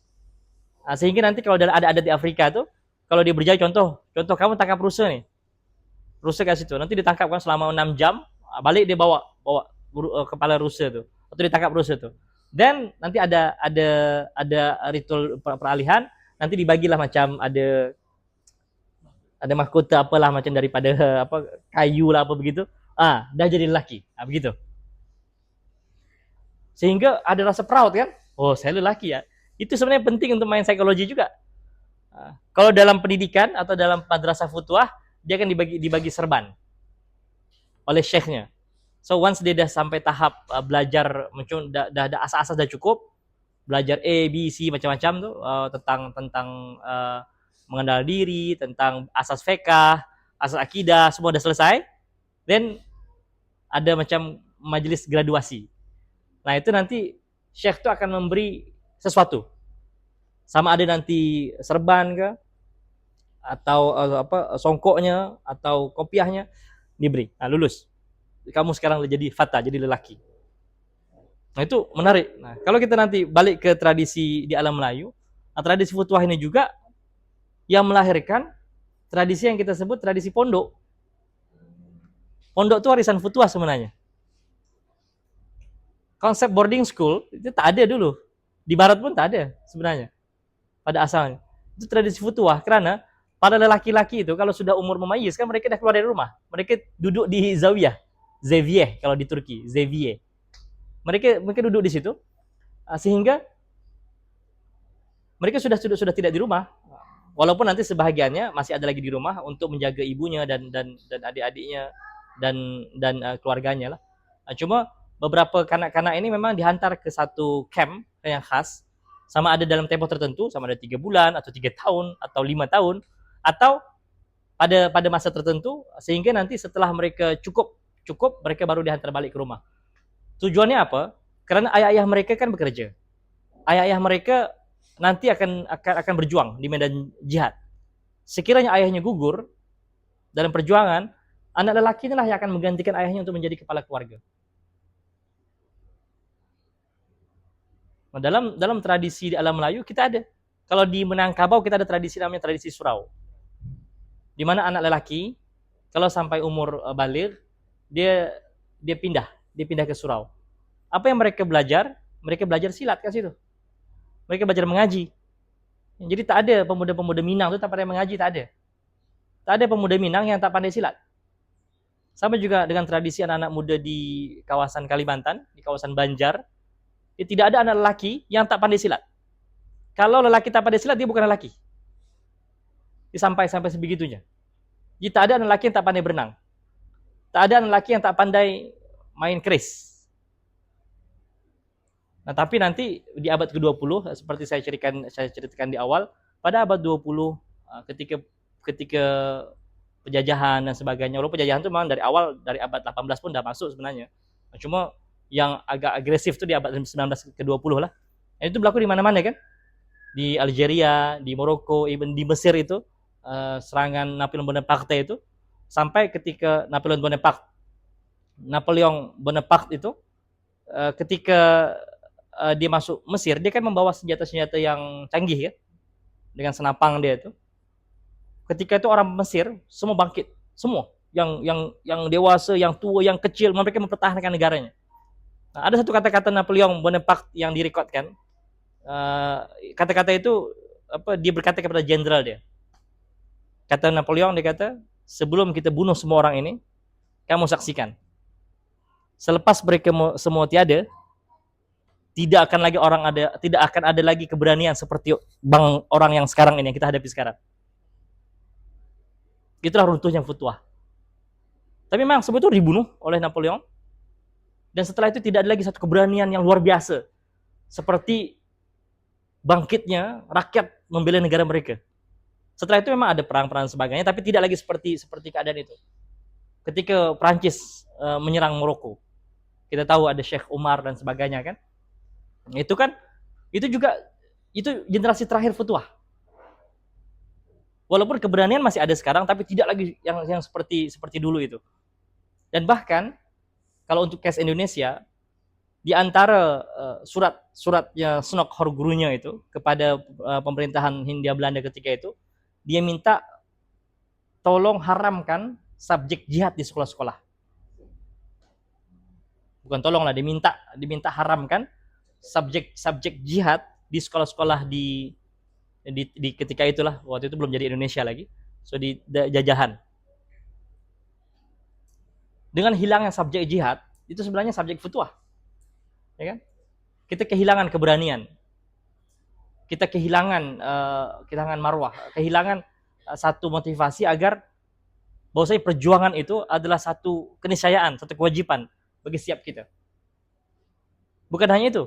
Kalau baca tuh, dia ada berapa tuh? Ada 10 jilid ke 12 jilid surat Horgurunya kepada pemerintah Belanda. Di antara isinya yang lain adalah dia minta kurangkan subjek akidah, banyakkan subjek fiqh. Tahu alasannya apa? Supaya kita fokus di khilaf nanti. Kalau akidah lemah, maka kita mudah untuk berbalah. Karena akidah lah yang mengikat kita. Sedangkan fiqh dia lebih menekankan kepada hal-hal yang bersifat khilafiyah nanti. Dia akan bergaduh sama sendiri. Ya, oleh itu kerajaan Belanda membenarkan kaum muda, terutama di Minangkabau, untuk bergerak kan, agar ya mungkin saya tak mau masuk nanti ada isu yang lain itu. Nah, cuma ada itu, ada memang ada tangan-tangan yang membuat tradisi futuah itu runtuh. Banyak lagi sebenarnya yang ingin saya kongsikan ya. Mungkin eloknya kalau ada soalan atau ada reflections atau klarifikasi atau apa saja, dipersilakan sebelum kita memperincikan beberapa perkara-perkara yang lain. Dipersilakan? Atau tanggapan pun boleh juga. Boleh angkat tangan dulu lah supaya kita. Yang nama mungkin dari Saya Yazin Aizat, boleh panggil saya Yazin. Soalan saya, okay, Tuhan ni secara kasarnya saya lihat ianya mungkin berdasarkan tasawuf kan. Oh, okay, maaf. Ni okay. Okay, Assalamualaikum. Sorry. Sini. Oh, okay. Ni, sini. Okay, Assalamualaikum. Nama saya Yazin Aizat bin Yusuf Fauzi. Boleh panggil saya Yazin. Okay. Seperti yang kita secara kasarnya saya lihat petuah ini berdasarkan tasawuf. Maka soalan saya, adakah kita dapat mengambil unsur-unsur futuah itu melalui dengan mempelajari kitab-kitab tasawuf, walaupun bukanlah kitab khusus futuah seperti yang ditulis oleh Sulami ya. Al-Sulami ya. Adakah kalau kita belajarlah Arba'in, Bidayatul Hidayah dan berbagai karya seperti Penawar Bagi Hati, karya Syekh Abdul Qadir Al-Mandili, adakah kita perolehi juga unsur-unsur futuah ini secara tidak langsung? Oke, terima kasih. Soalan yang sangat bagus ya. Dan jawaban mungkin secara ringkasnya adalah boleh iya, boleh tidak. Boleh iya, boleh tidak. Maksudnya apa? Tradisi futuah itu ada selebes dia sendiri. Dia ada selebes dia sendiri, dia dah ada sifat-sifat yang perlu dimiliki, dia dah ada SOP. Dalam mana SOP itu bukan SOP dalam mana macam bekerja, tapi inilah sifat-sifat untuk menjadi lelaki itu. Dia dah dibuat silabus seperti itu. Sehingga kalau kita nak betul-betul memahami futuah, elok merujuk kepada buku yang memang futuah. Sehingga dia lebih jelas. Adapun untuk melengkapkan lagi dan juga membantu kita untuk proses penyucian jiwa. Tadi kan futuah itu proses untuk penyucian jiwa kan, yang terzahir dalam amalan yang nyata. Untuk membantu memperkasakan lagi, memperincikan lagi, memperdalam, itu kita melalui karya-karya yang lain. Tapi perlu diingat di sini, ketika kita berbicara tentang kurikulum futuah, dia bukan hanya berbicara tentang 16 sifat itu, tapi juga sepatutnya lembaga tersebut juga ada, maksudnya institusi tersebut juga perlu mengajarkan ilmu-ilmu yang bersifat fardu ain, seperti asas fiqh. Contoh, takkan pemuda futuah yang berani itu wudhu pun tak pandai kan? Salat pun tak reti. Nah, itu kan penting. Kemudian ada juga nanti subjek akidah. Takkan pemuda berani berjihad tapi tidak kenal Tuhan. Tak boleh juga. Jadi memang dia ada beberapa subjek fardu ain seperti asas fiqh, asas akidah, kemudian asas-asas ilmu-ilmu fardu ain yang lain, bahasa Arab dan yang lain-lain. Tetapi tujuan utama futuah itu adalah bagaimana pendidikan atau selebus futuah itu dapat membantu seseorang itu menjadi lelaki yang sebenarnya. Kenapa lelaki? Karena lelaki lah tunjang peradaban. Sedangkan perempuan adalah penyokong atau pembantu yang membantu agar peradaban itu dapat tertegak begitu. Ini bukan bermakna perempuan itu tidak penting, tapi justru perempuan yang sangat penting. Dan di antara wasail itu apa ya bahasa Melayu? Wasilah medium ya, atau cara atau jalan wasailu tahdimil hadarah, jalan-jalan atau wasilah-wasilah untuk menghancurkan peradaban itu ada 3.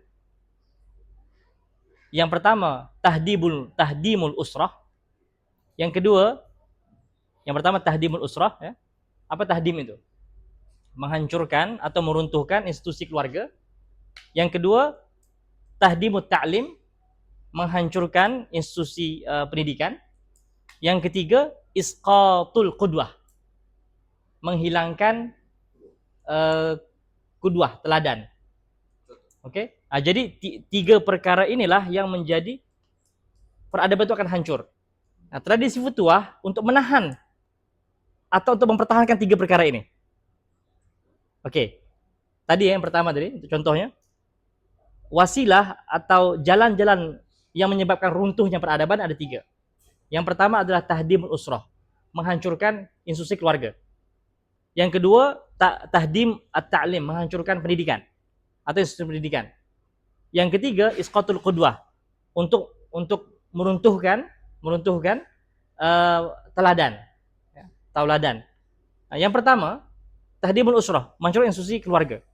Nah, tradisi futuah ada sebaliknya untuk mempertahankan institusi keluarga. Di mana kunci keluarga itu adalah lelaki, kan? Lelaki. Kuncinya yang mencari nafkah lelaki, yang menjadi pelindung lelaki. Dalam Quran pun begitu kan, ar-rijal qawwamuna 'alan nisa. Lelaki adalah pelindung. Bukan hanya pemimpin tapi pelindung. Mereka kena berjuang demi keluarganya. Nah, tetapi biasanya ketika ingin merosakkan keluarga, yang dirosak selalunya adalah mother, ibu. Kalau ibu udah dirusak, maka akan runtuh institusi keluarga. Maka perempuan ini sangat penting. Nah, tradisi futuah adalah bagaimana laki-laki itu dapat menjadi laki yang betul agar para ibu ini dia boleh bertahan. Bayangkan kalau lelaki ini, mohon maaf lah, tidak mencukupkan nafkah untuk istrinya. Apa yang melakukan? Dia kena bekerja, kan? Runtuhlah institusi keluarga. Bukan bermakna perempuan tidak boleh bekerja, tapi masanya terbahagi. Dari mendidik generasi, sepatutnya mendidik generasi anak-anak dan sebagainya, dia ada sibuk dengan pekerjaan dia. Sehingga balik rumah dia ada penat dan sebagainya. Nah, jadi kalau lelaki ini boleh berperan sebagai laki-laki, oke, kalau kata istri, saya perlukan 5.000. Oke, saya bagi kamu 10.000. Jangan risau. Nah, begitu sepatutnya, kan? Kamu perlu berapa? 5.000. Oh, saya perlu 5.000, Bang. Oke, 5.000. Oke, saya bagi kamu 10.000. Oke, kita sama-sama jaga anak. Karena parenting ini perlu berdua. Tapi mungkin yang paling banyak kan kamu lah. Karena saya berjuang di luar. Saya berdarah-darah di luar. Jadi gitu. Jadi agar para ibu nih dapat mendidik anak-anak dengan tenang, maka dia perlu dicukupkan, kan? Rumahnya perlu cukup, makan kena cukup. Ini tugas para lelaki. Nah, ya, ilmu perlu cukup. Jadi seorang ibu sebenarnya dia tak perlu nak belajar lagi keluar dan sebagainya. Kalau lakinya alim, kan? Kalau lakinya alim. Contoh, masalah haid, masalah apa? Seorang perempuan, seorang ibu, dia tak perlu lagi nak susah-susah ikut majelis-majelis taklim ilmu-ilmu di luar. Kalau suaminya alim. Kalau kan, kalau nih. Kalau. Nah, sepatutnya tugas lelaki itu bukan hanya mencukupkan nafkah tapi juga belajar. Sebelum dia kawin lah maksudnya. Sebelum dia kawin. Nah, tradisi futuah itu tujuan untuk itu, mencukupkan ilmu-ilmu supaya kamu betul-betul menjadi lelaki sebelum kamu menjadi suami. Sebelum kamu menjadi bapak, menjadi ayah. Nah, agar apa? Tidak berlaku namanya tahdimul usrah, tidak runtuh institusi keluarga. Yang kedua, tahdimul ta'lim, tahdim at-ta'lim. Jadi meruntuhkan sistem pendidikan. Di mana kita sekarang tahu kan, pendidikan hanya untuk cari kerja dan sebagainya kan. Dalam tradisi futuah itu tidak berlaku. Dalam tradisi futuah kita belajar untuk mencukupkan keperluan apa yang kita perlu ketahui. Bukan semua ilmu perlu kita ketahui, tapi kita wajib mengetahui ilmu-ilmu yang memang perlu kita ketahui. Macam-macam lah, macam-macam. Nah, kalau sekiranya taklim ini betul-betul berperan ke arah pendidikan jiwa dan raga, kan kita ini manusia ini atau insan ini dia ada jiwa, ada raga, kan? Nah, pendidikan kita mungkin kebanyakan fokus kepada raga saja, tapi tak ada jiwa. Nah, tradisi futuah membantu ke arah pendidikan raga dan jiwa. Raganya apa? Betul-betul dilatih, mereka main silat, mereka fisikal, namanya olahraga, kan? Jadi sebenarnya angkat barang itu bukan olahraga tuh. Itu olah otot. Nah, itu muscles, kan?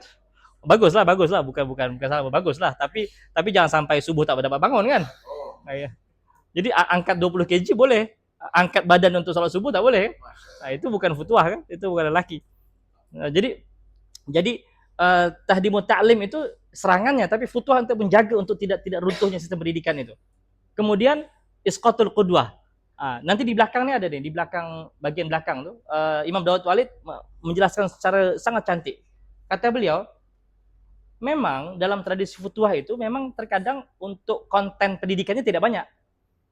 Contoh, dalam tradisi futuah kadang tidak diajar macam sifat 20, kemudian akidah yang begitu complicated, ilmu kalam memang tidak diajar dalam sekolah-sekolah futuah. Kenapa? Karena tradisi futuah lebih mengedepankan belajar dengan teladan, mencontoh. Oke, contoh begini, macam konsep tawakal. Dalam tradisi futuah, kita tidak diajar tawakal adalah definisinya gini, tidak. Tapi dia terus diserap dari ibu bapanya. Jadi tradisi futuah itu lebih pada mengajar bagaimana rumah itu adalah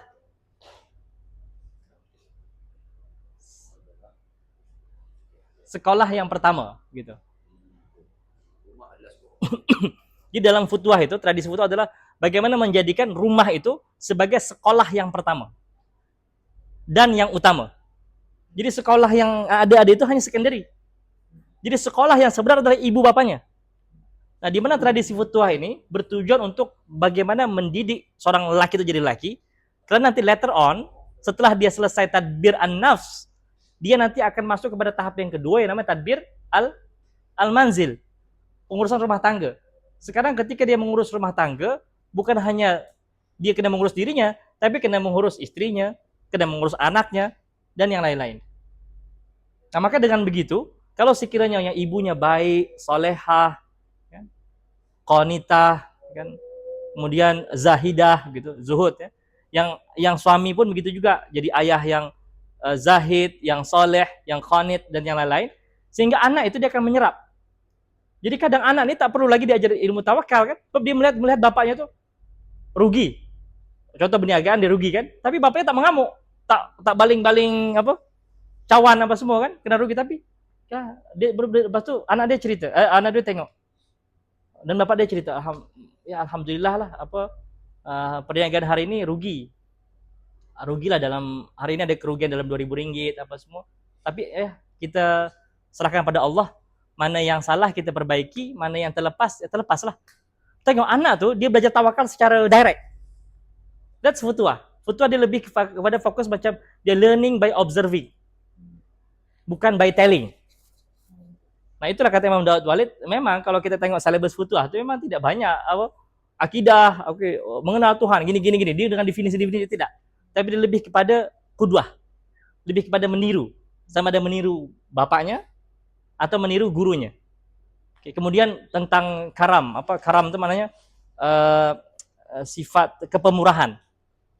Dia tak disuruh bapaknya, kamu kena jadi pemurah ya, kamu jangan kedekut. Dia bukan begitu. Tapi dia observe tuh. Bapaknya kalau ada orang minta bantuan, dengan ringan je tangannya untuk membantu. Anak tuh dia dididik dengan persekitaran begitu, lama-kelamaan anak ini dia takkan kedekut. Sebab memang tak boleh kedekut, sebab sistem dalam rumahnya tidak ada orang yang kedekut. Apa yang dia lihat, apa yang dia rasakan, apa yang dia alami, semua kepemurahan. Nah, itu tujuan futuah. Agar mempertahankan institusi keluarga, agar mempertahankan sistem pendidikan yang jiwa dan raga itu, agar juga bagaimana menciptakan qudwah di rumah. Dan caranya adalah para lelaki-laki ini terutamanya, karena mereka tunjang kepada peradaban, mereka kena selesai dengan diri mereka. Oleh itu kita perlu ada guild, kita perlu ada madrasah, kita perlu ada tempat-tempat yang dapat mendidik para lelaki ini sebelum mereka berkeluarga. Oleh itu futuah tadi dari umur berapa? Umur 7 tahun. Dari umur memayyiz. Mana 7 tahun yang kedua? 7 tahun yang pertama dia tak perlu banyak sangat kognitif, intelektual. 7 tahun pertama dia main je. Supaya kreativiti dia boleh terserlah. 7 tahun kedua barulah kita yang main lasak-lasak nih, kemudian macam-macam lah. Jadi kalau ada anak lelaki itu sesekali coba ada bergaduh gitu, coba gitu aja. Walaupun boleh juga dia buat kerja-kerja rumah kan, menyapu apa semua boleh, tak ada masalah. Cuma jangan sampai benda-benda yang yang tidak mencabar diri itu tidak pernah kita ajar kepada mereka. Tapi untuk zaman sekarang rasanya bukan hanya untuk laki, untuk perempuan pun sama. Dengan keadaan yang mencabar ini, perempuan pun kena tahu silat, perempuan pun kena tahu martial art, sebab keadaan yang sangat mencabar kan. Dan juga kita ada keruntuhan sistem. Mohon maaf lah kalau sekiranya agak sedikit kasar ya. Maksudnya kita keruntuhan sistem dalam semua sistem. Bukan hanya pendidikan, tapi dalam institusi zakat pun kita runtuh. Ada pegawai zakat tak? Contoh begini ya. Dalam tradisi Islam, perempuan itu tidak wajib dan tidak ada kewajiban untuk menafkahi siapapun dan bila-bila masa pun. Bahkan untuk diri mereka sendiri. Hebat kan? Dalam Islam itu, perempuan tidak wajib mencari nafkah, memberi nafkah kepada siapapun, hatta kepada dirinya sendiri. Bayangkan bagaimana Islam menjaga marwah perempuan itu.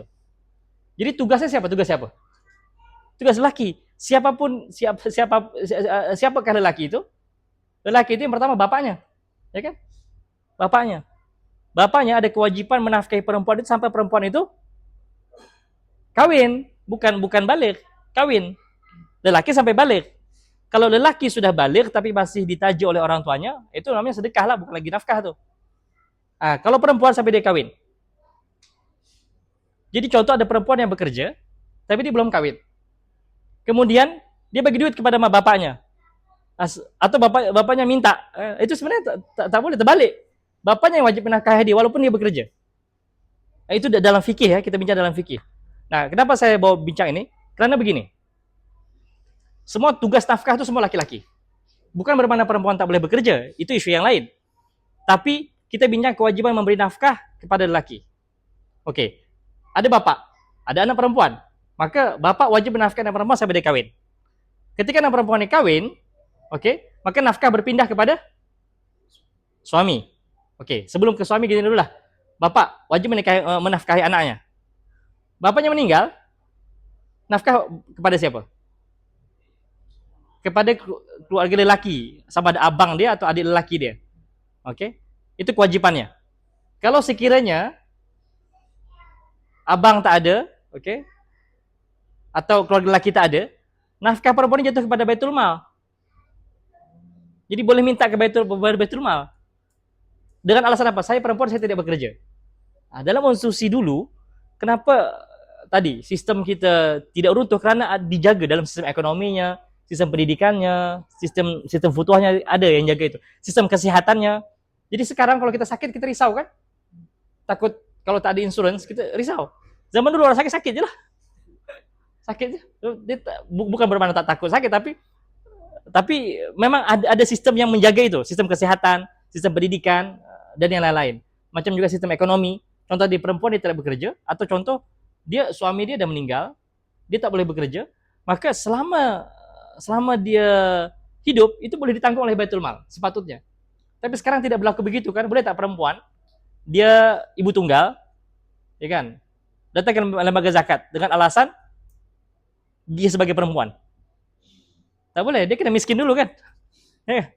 Padahal dalam Islam, dalam fiqh, dia sebagai perempuan dah boleh dapat. Jadi itulah maksud saya, tanpa merendahkan mana-mana institusi zakat, tapi sepatutnya kalau sekiranya para lelaki ini berperan dengan peranan yang sangat baik, tidak ada begitu. Atau nanti ketika seorang istri berpisah dengan suaminya, maka nafkah yang anak-anak itu kan ditanggung oleh laki. Tapi berapa ramai para laki-laki yang dah berpisah dengan istrinya, dia bukan hanya cuai, tapi memang secara sengaja tidak memberikan nafkah. Akhirnya si istri terpaksa harus bekerja, kan runtuh institusi rumah tangga. Bukan hanya rumah tangga, tapi institusi keluarga itu. Dah lah dia ibu tunggal, juga kena bekerja lagi. Sepatutnya para laki-laki ini kalau dia bertanggung jawab, walaupun dia sudah berpisah, maka tidak ada lagi istilah ibu tunggal yang mohon maaf lah, maksudnya terpaksa kena jadi rider dan sebagainya kan. Kalau sekiranya itu ada, atau institusi keuangan Islam, lah, yang dia dah berpisah, dia tak ada anak, kemudian suami pun meninggalkan dia memang begitu aja, maka dia boleh datang ke lembaga zakat, maka lembaga zakat akan membantu dia setiap bulan. Yang cukuplah dengan keperluan yang dia perlukan. Tadi kita runtuh dalam semua sistem sehingga kita kena membangun sendiri masing-masing. Oleh itu, paling tidak dimulakan dengan awareness, dengan grup Javon Mardi nih. Javon Mardi, anak-anak muda yang tergerak untuk paling tidak membincangkan perkara-perkara yang penting, dan juga perkara-perkara yang mungkin tidak pernah kita dengar sebelumnya, dan sepatutnya itu kita pegang, cuma kita tidak tahu, itu lost tradition namanya. Oke? Ya. Jadi niat ringkas tapi jadi panjang, mohon maaf. Ada soalan lagi daripada Silakan. Terima kasih banyak Dr. Rizky, teman-teman. Terima kasih banyak Dr. Rizky untuk pengungsiannya dan jawaban daripada kawan kami sini. Mungkin saya nak tanya, kalau misalkan Futua ini kan pada awalnya kan untuk anak yang betul-betul muda lah, 7 tahun 12 tahun. Bagaimana untuk kebanyakan kita yang dalam sekarang ini pendidikan pun tak lengkap dalam fardu ain, apalagi banyak yang fokus pada fardu kifayah. Gimana nak seimbangkan tuh? Dan mungkin untuk orang-orang yang nak ingin gerak dan sebagainya, mereka tak melihat lah di mana ilmu itu boleh mempengaruhi tindakan dan gerak daya seorang pemuda itu. Macam mana nak seimbangkan ilmu dengan amal di situ? Ya, untuk tentang hawness itu memang agak sukar ya, karena dia tidak dapat diselesaikan tanpa whatness terlebih dahulu kan. Jadi masing-masing kita jadi perlu selesai dulu dengan apa yang sebenarnya kita perlu ketahui, apa yang tidak kita ketahui. Makanya kena list tuh, list. Contoh, kalau dalam beribadah, kalau kita dalam fardu ain kan, kalau dalam bahasa Imam Az-Zarnuji, perkara itu disebut wajib untuk kita ketahui, ya talabul ilmi faridatun itu. Which knowledge kan? Talabul ilmi faridatun ala kulli muslim. Menuntut ilmu itu dalam hadis Nabi wajib ala kulli muslim, setiap muslim. Kemudian dalam Muqaddimah Az-Zarnuji kan beliau kata, which knowledge? Knowledge yang mana? Beliau bagi satu standard. Kata beliau ilmul hal, yaitu ilmu yang berkaitan dengan diri kamu sendiri pada masa itu. Imam Ghazali ada bagi contoh, kata Imam Ghazali, ilmu yang wajib untuk kamu ketahui adalah ketika kamu mendapatkan taklif itu pada masa itu. Contoh, seseorang tidak wajib lagi belajar ilmu salat zuhur sebelum azan zuhur ya. Jadi kita tidak wajib belajar ilmu zuhur sebelum azan zuhur, walaupun kita boleh belajar 1 jam sebelum waktu zuhur masuk, oke, tak ada masalah. Tapi di waktu subuh tak ada kewajiban pun, karena mungkin kita mati kan sebelum zuhur. Itu just analogi yang agak mudah lah. Mungkin analogi yang lebih sesuai itu adalah contoh, masing-masing di sini sudah daftar haji belum? Sudah kan? Tahun berapa? Dapat 100 tahun kemudian. 50 tahun kemudian kan? So sekiranya sekarang atau dalam masa terdekat tak ada kewajiban untuk pergi haji, jadi jangan buang masa belajar fikih haji. Nak tahu sikit-sikit tak ada apalah, tapi yang detail itu semua dengan apa rukunnya dan sebagainya itu tak perlu. Nanti je sebulan sebelum pergi haji atau 3 bulan baru, itu namanya ilmu hal. Sekarang masing-masing kita kena whatness dulu, selesaikan whatness. Apa ilmu yang kita tidak ketahui? Kena buat checklist. Contoh kalau dalam ibadah, dah pandai wuduk belum? Atau masih ragu? Wuduk yang betul tu macam mana? Ada yang kata basuh kepala tu begini, ada yang kata boleh sekali. Itu selesaikan dulu lah, Atau 3 kali. Maksudnya wajibnya wuduk, rukunnya wuduk, syarat wuduk, yang membatalkan wuduk dah selesai ke belum? Itu buat list. Nanti baru kepada bersuci. Dah selesai ke belum dengan bersuci? Kalau perempuan macam mana tentang haid, dah selesai ke belum? Masih confused tak? Dan dengan istihadah, dengan haid dan sebagainya, tentang bersuci. Kemudian tentang air yang suci untuk pakai berwudu, dah settle ke belum? Itu kena buat listing tuh. Kita kena tanya diri kita sendiri. Kemudian nanti ini baru dari aspek ibadah ya, solat nanti. So macam mana solat yang fardu itu, dari subuh dan sebagainya, sunat-sunatnya bagaimana, rukun-rukunnya. Kemudian bagaimana solat musafir, solat sakit, itu dah settle ke belum? Kemudian ke akidah. Kita dah selesai ke belum? Kita dah kenal Tuhan ke belum? Sifat-sifat Tuhan macam mana? Jangan terus nak belajar wahdatul wujud kan? Selesaikan dulu itu dulu, basic akidah, basic fiqh, paling tidak begitulah. 3 asas tuh, akidah, fiqh, kemudian tasawuf lah. Maksudnya tasawuf itu dalam mana terpulanglah kalau kita nak sebut tazkiyatun nafs ke, tasawuf ke, terpulang. Yang penting dia penyucian jiwa dah settle ke? Maksud dalam settle dalam makna kita dah tahu ke bahwasanya yang perlu dididik itu bukan hanya raga tapi juga jiwa. Kita perlu kenal diri kita, siapa diri kita, apa hakikat insan, dah selesai ke belum? Paling tidak yang basic dulu. Nah, kalau dah tahu whatness, apa yang tidak kita ketahui dan apa yang kita perlu ketahui, barulah kita menyusun. Kalau sekiranya ada kawan-kawan yang ramai jahil macam kita contohnya, sama-sama tak pandai wuduk lagi atau dah wuduk boleh tapi ragu. Wuduk yang betul tu macam mana? Solat betul macam mana? Panggillah satu ustaz, ajar dalam 3 jam, selesailah. Dia tak semestinya kena masuk pondok, tak. Contoh ada kumpulan 10 orang, 15 orang. Okey, coba kita bincang. Coba tolong masing-masing ambil kertas contoh. Okey, kita bincang dalam fiqh dulu. Fiqh ibadah. Tolong senaraikan benda-benda kita jahil atau benda-benda yang selalu menjadi pertanyaan kita selama ini. Ya kan? Watnas dulu selesaikan. Masing-masing tulis. Okey, satu orang tulis ke apa whiteboard. Okey. Total ada 40 masalah fiqh tak selesai. Buatlah susunkan 40 masalah fiqh yang tak selesai itu. Kemudian coba cari ustaz yang memang expert lah dalam menjelaskan tentang fikih itu. Dan kita tanya ustaz, kalau 40 masalah nih, berapa lama boleh selesai agaknya? Kata ustaz tu boleh 4 hari, boleh 4 hari. Okeylah kita buat setiap hari Sabtu. Dan buat setiap hari Sabtu, hari Sabtu kedua, Sabtu keempat selesai. Dan selesai 40 masalah kita itu. Yang penting sampai selesai. Sampai kepada tahap yakin, ilmu itu kan yakin kan? Sampai yakin gitu. Okey, dan masuk kepada akidah pula. So, apa masalah? Di sini masih ada yang ada masalah tentang masalah takdir, masalah tentang rezeki, masalah tentang ketentuan Tuhan, aras dan sebagainya, apa-apalah. Coba senaraikan. Oh, ada 23 masalah. So, dari kawan satu ada 3, ada 4, ada 5. So, total semua ada, contoh ada 23 masalah. Okey? Itu masalah akidah. So, kita cari ustaz yang boleh ajar kita. Begitu aja. Maksudnya tak semestinya nanti kena hadir ikut kelas ilmu kalam di masjid mana. Nanti 2 tahun tak selesai itu, tambah confused. Imam Ghazali kata ilmu kalam itu ubat. Tak semua orang, coba bayangkan kalau Anda semua minum obat tiap hari. Tambah sakit, kan? Melainkan memang sakit kan. Tapi ilmu kalam itu obat, jadi jangan minum obat tiap hari. Kalau sakit jangan minum obat. Jadi macam ilmu kalam ini, dia kalau ada isu tertentu, baru kita cari tokoh yang boleh menerangkan itu dengan baik. So, mana-mana tokoh yang boleh membantu kita jemput private circle, tak perlulah kita war-warkan kepada orang lain, karena orang lain punya masalah yang lain. Jadi cukup circle yang terhad. Jadi kita bukan macam tren sekarang ya, kalau buat program everyone can come, contohnya macam itu.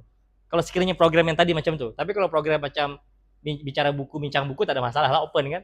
Tapi kalau dah tadi tuh, dah masuk kepada hawness tuh, elok dia private kan.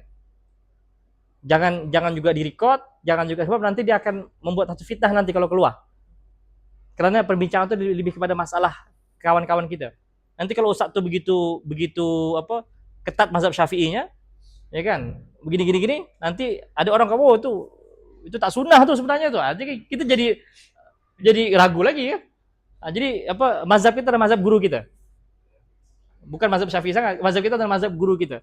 So kalau kita put trust on him, kita akan ikutlah apa yang so jangan publikkan, just kita saja. Itu saya rasa the hawness-nya. Cuma masing-masing kena tahu dulu apa kelemahan, apa kekurangan, apa yang mereka jahil, kemudian sama-sama selesaikan. Dan dulu memang begitu. Jadi kita tak semestinya melalui satu proses yang bersifat mainstream ya. Kena saya tak tahu agama, so saya nak masuk pondok, bukan solusi kadang. Kamu masuk pondok kamu lagi confused. Kerana tiba-tiba kamu kena belajar balaghah, kena belajar arut, kena belajar ilmu yang lain kan. Padahal masalah dia itu je, dia ada masalah tentang takdir. Dia dah merasa dia merasa jahil semua. Padahal isu dia itu je. Dia kena belajar pusinglah sejarah history of ilmu kalam dari zaman, kemudian dia baca buku-buku bahasa Inggris pula, orientalis pula tulis kata macam ni. Jadi confused. Jadi jangan atau ada nak belajar ilmu akidah melalui debate. Tak boleh. Imam Ghazali kata mendengar debate antara dua orang itu bukan wasilah untuk belajar. Justru kamu kena menghalang diri kamu dari mendengar debates dan membaca debates. Kalau ada satu ustaz yang mula attack ustaz yang lain, Blok je ustaz tu. Jangan baca sebab dia akan membuat kita semakin confused. Kerana debate itu hanya untuk mencari kemenangan kan. Memberikan hujah. Kadang bukan sangat kepada kebenaran. Jadi untuk kita penuntut ilmu tidak sesuai untuk kita masuk dalam gelanggang debate. Sama ada debate secara verbal atau debate yang di social media tu kan. Suka debate. Jangan juga suka menjadi batu api. Kita tag lah orang yang memang ada itu, orang buat satu statement kita rasa saya macam terbaca ada ustaz lain tulis tapi lain macam ni. Kita tag nama dia. Ustaz tolong komen. Itu biadab tu. Itu namanya batu api. Okey, mungkin itulah jawapan ringkas saya hawness tu masing-masing dia lah masing-masing. Soalan saya sama dengan soalan Haikal tadi. Hari ni Ustaz kita nampak macam ada semacam pemisahan Ustaz. Tadi Ustaz sebut Doktor sebut tadi pasal berkenaan dengan hari ni ada yang fokus pada silat, pada benda fizikal. Tapi dalam masa sama tradisi futuah pun lahir juga dalam baca kitab, risalah dan sebagainya. Jadi hari Ustaz ada semacam pemisahan. Betul, Jadi macam mana nak selesaikan Ustaz? Betul, ya. Ya, sebenarnya saling melengkapi ya. Jadi bulan lepas pun kami baru ada buat training 3 hari futuah di Bandung. Jadi selain itu kami juga buat satu pendataan tu dia macam kita mendata lah, buat survey beberapa kelompok-kelompok atau kumpulan-kumpulan yang membuat gerakan futuah tapi terpisah. Macam tadi disebutkan, ada yang buat silat tapi dia tak buat berkuda.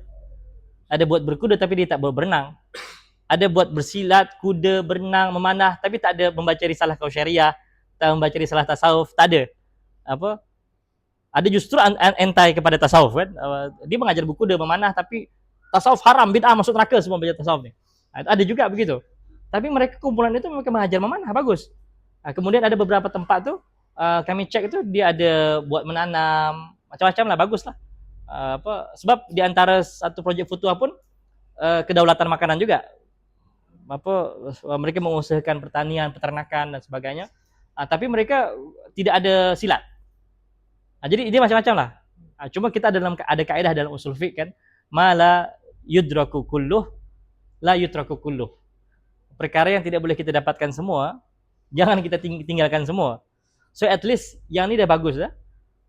Yang ni dah bagus ada. Cuma kalau boleh kita integratekan. Contoh, ada kumpulan yang mengaji je kerja dia, tasawuf dan sebagainya macam-macam lah tentang penyucian jiwa. Boleh tak hari tu saya cadangkan lah, maksudnya boleh tak pengajian ni dialihkan ke tempat silat? Biar orang-orang yang silat tu ikut juga hadir itu. Lepas tu saya kata yang ikut mengaji ni pun kalau boleh mendaftar sebagai ahli silat kat situ.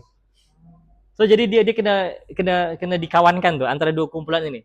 So ada kata di Negeri Sembilan ada buat berkuda dan silat dan juga memanah. Okay, cuma dia tak ada pengajian ini. So kalau boleh tak pengajian ini kan, ahli pengajian ini kalau juga mendaftar sebagai ikut aktiviti yang lasak-lasak yang dia buat ni. Dalam masa yang sama ahli mereka pun boleh tak juga mendaftar sebagai peserta untuk menghadiri kitab, membaca di kitab-kitab tasawuf. Dan kalau boleh pengajian ini kalau boleh dibuat di gelanggang itu. Ada hari tertentu. Nah, yang boleh kita buat gitu je. Cuma kita tak boleh buat lagi macam dulu. Kerana dulu kita sistem semua menyokong kan. Contoh tadi macam nak buat Karavansary itu. Karavansary ni atau Zaviyah kalau di Turki atau Zawiyah kalau di Mesir, dia asrama tapi integrated dengan pendidikan. Juga kat situ ada rumah musafir di tempat yang sama. Yang menariknya adalah ada beberapa kejadian mereka itu musafir sebenarnya. Nak duduk situ 3 hari, ya kan? Tapi selesa pula kat situ. Pergi belajar, makan, cuba. Jadi stay kat situ selama setahun. Itu berlaku pada jamaah-jamaah umrah atau haji. Ingat tak? Jamaah haji dulu setahun baru balik kan? Ada yang tak balik-balik. Ulama alam Melayu dulu yang mengaji kat Mekah dulu. Itu niatnya asal nak pergi haji. Tapi kerana mereka duduk di zawiyah-zawiyah ini, di zawiyah itu ada kelas-kelas. Ya kan? Ya tadi macam social hub lah, tapi kalau di barat dia hanya berhenti pada sosial. Dia tak masuk pada spiritual, dia tak masuk pada intelektual. Nah, futuah ni dia semua tu. Sosialnya ada, intelektualnya ada, spiritualnya pun ada. Emosionalnya pun ada juga. Bagaimana mengawal temper dan sebagainya. Nah, jadi kalau tak boleh dibuat semua, at least kita tidak tinggalkan semua. Okey, satu part nanti untuk intellectual. Grup lain spiritual. Maksudnya intellectual dia buat hari Rabu. Yang spiritual dia buat hari Jumaat. Okay. Yang memanah, yang lasa-lasa dia buat hari Sabtu. So kita ikut semua lah. Tapi bukan pada kumpulan yang sama. So kalau hari Rabu dia kita di sini. Hari Jumaat kita di mana? Muka kafe ke? Semua kan? Hari Sabtu kita di tempat mana? Kita belajar memanah, kita bergusti, kita silat. Nah, itu maksudnya. Jadi walaupun kita tak ada satu macam tadi tu, macam apa? Zurkhoneh itu, satu tempat semua ada. Tapi sekarang dia terpisah-pisah. Maka tugas kita adalah kita kena ikut tuh satu persatu. Atau kita buat target. Tahun ini saya nak silat dulu. Tahun depan saya nak memanah.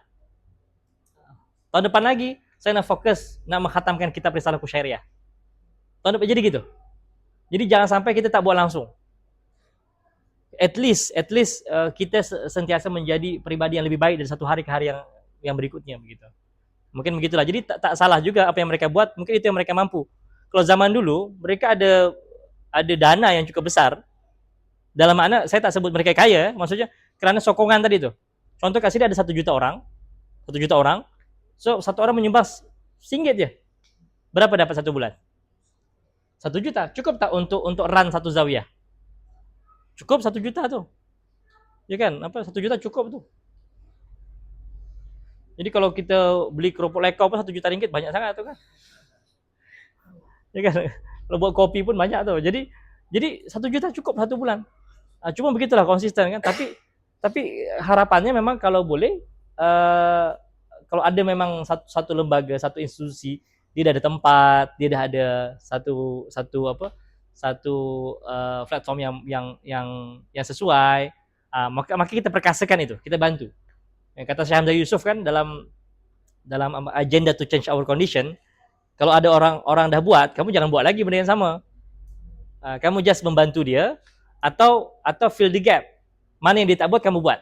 Kalau orang dah buat gelanggang silat, kamu jangan buat lagi silat lagi. Kamu buatlah memanah, kamu buatlah yang lain gitu. Kalau ada orang fokus pada pendidikan, dia dah bagus dah buat mengaji dan sebagainya, kamu dah jangan buat mengaji. Buatlah akidah pula. Kalau tak ada akidah kamu buat fiqh, begitu je. Mungkin itu jawapan yang ringkas ya. Ke depannya nanti boleh gali daripada buku ini juga lah ada. Yang terutama nanti di bagian belakang tu. Di belakang tu Syekh Imam Daud Walid ini mencadangkan kalau boleh di kesimpulan tu kan. Kalau boleh di setiap negeri, setiap negara tu ada Futuh Hub. Tu kata beliau nanti boleh kontak beliau lah kalau dah buat tu. Nanti kalau kita boleh buat futuh internasional. Sejaringan internasional. Jadi contoh kalau ada contoh di US ada lembaga zakat yang dah sedar atau di Arab lah ya, dah sedar dengan futuah ini, so dia ada bajet. Kemudian kita di Malaysia dah ada inisiatif itu. So kita dah boleh halakannya dana tu ke sini untuk membeli satu tempat, so jadilah Futuh Hub KL. Atau nanti yang di Jakarta pun dia ada ni, Futuh Hub Jakarta, Futuh Hub Bandung. Apalah kalau sampai ke Kelantan ke nanti ke Perak, setiap negeri. Jadi siapa yang jadi member Futuah tu, setiap dia ke negeri yang ada Futuh Hub, dia percuma duduk situ. Tapi kena jadi member lah. Kalau ini macam member Rothschild lah semua dan ya kan, seakan-akan lah, tapi kita untuk kebaikan lah. Jadi kita Futuah members, dia tak payah fikir dah nak tidur kat mana. Dia ada Futuh Hub di masing-masing negeri ya. Dulu buat begitu. Orang itu zaman dulu kena kita fikirkan. Ulama dulu beraninya dia pergi ke satu negeri kan. Dia tak ada duit. Dia ada Futuah tu, dia tahu dia ada asrama tu. Bahkan bukan hanya itu. Kalau orang community tahu ini pelajar, bukan hanya setakat duduk gratis, percuma, ditaja lagi. Itu Masya Allah dulu. Sebab bagi mereka, kamu ni datang ke negeri kami nak belajar. Kamu ni bukan tamu kami, kamu tamu Allah. Kalau kami menyanyiakan kamu, macam mana kami nak jawab nanti di hadapan Allah? So begitu cara mereka berfikir. Namanya ithar, konsepnya ithar. Bahkan mereka yang tak ada pun mereka ikut menyumbang juga. Sebab takut nanti nak jawab pada Tuhan macam mana ada tamu datang ke negeri kamu tak layak. Mungkin itulah. Pada orang lain itulah yang ithar dalam apa ni? yang mendahulukan orang lain, Khidmat pada orang lain. berkhidmat pada orang lain, berkhidmat pada orang lain. Walaupun mereka sendiri kekurangan. Itulah nanti kan kalau dalam istilah apa orang sekarang leader it's last kan. Futuhah sebab futuhah ni kan leaders. Walaupun mereka tidak memimpin apa-apa tapi mereka memimpin diri mereka kan. Kullukum ra'in wa kullukum mas'ulun an ra'iyati. Setiap kamu adalah pemimpin. So kerana mereka pemimpin, saya tahu saya lapar. Tapi ini tetamu. Tak apalah saya ada makanan, saya bagilah pada dia.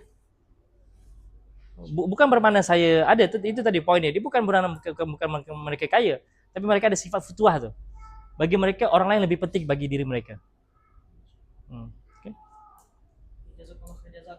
Ya. Alhamdulillah. Saya dah perasan sampai 2 jam dah.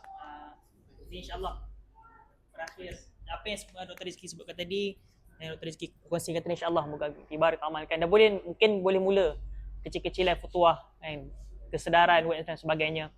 Jadi saya rasa saya pun tak ada rumuskan apa-apa. InsyaAllah kita usahakan supaya mana buat. Kita usahakanlah juga dengan sesi rajakan ni dapat memenuhilah apa yang disebut sebagai futuhah tu insyaAllah. Jadi berakhir kita punya program hari ini. Saya ucapkan terima kasih kepada sudi hadir. InsyaAllah semoga sama-sama kita beroleh manfaat. Yang paling penting sekali untuk kita sama-sama sampaikan apa yang Dr. Rizki sampaikan kepada kita hari ini insyaAllah. Saya rasa itu juga. Wabillahi taufiq. Wassalamualaikum warahmatullahi taala wabarakatuh. Kita ada fotografi session sikit boleh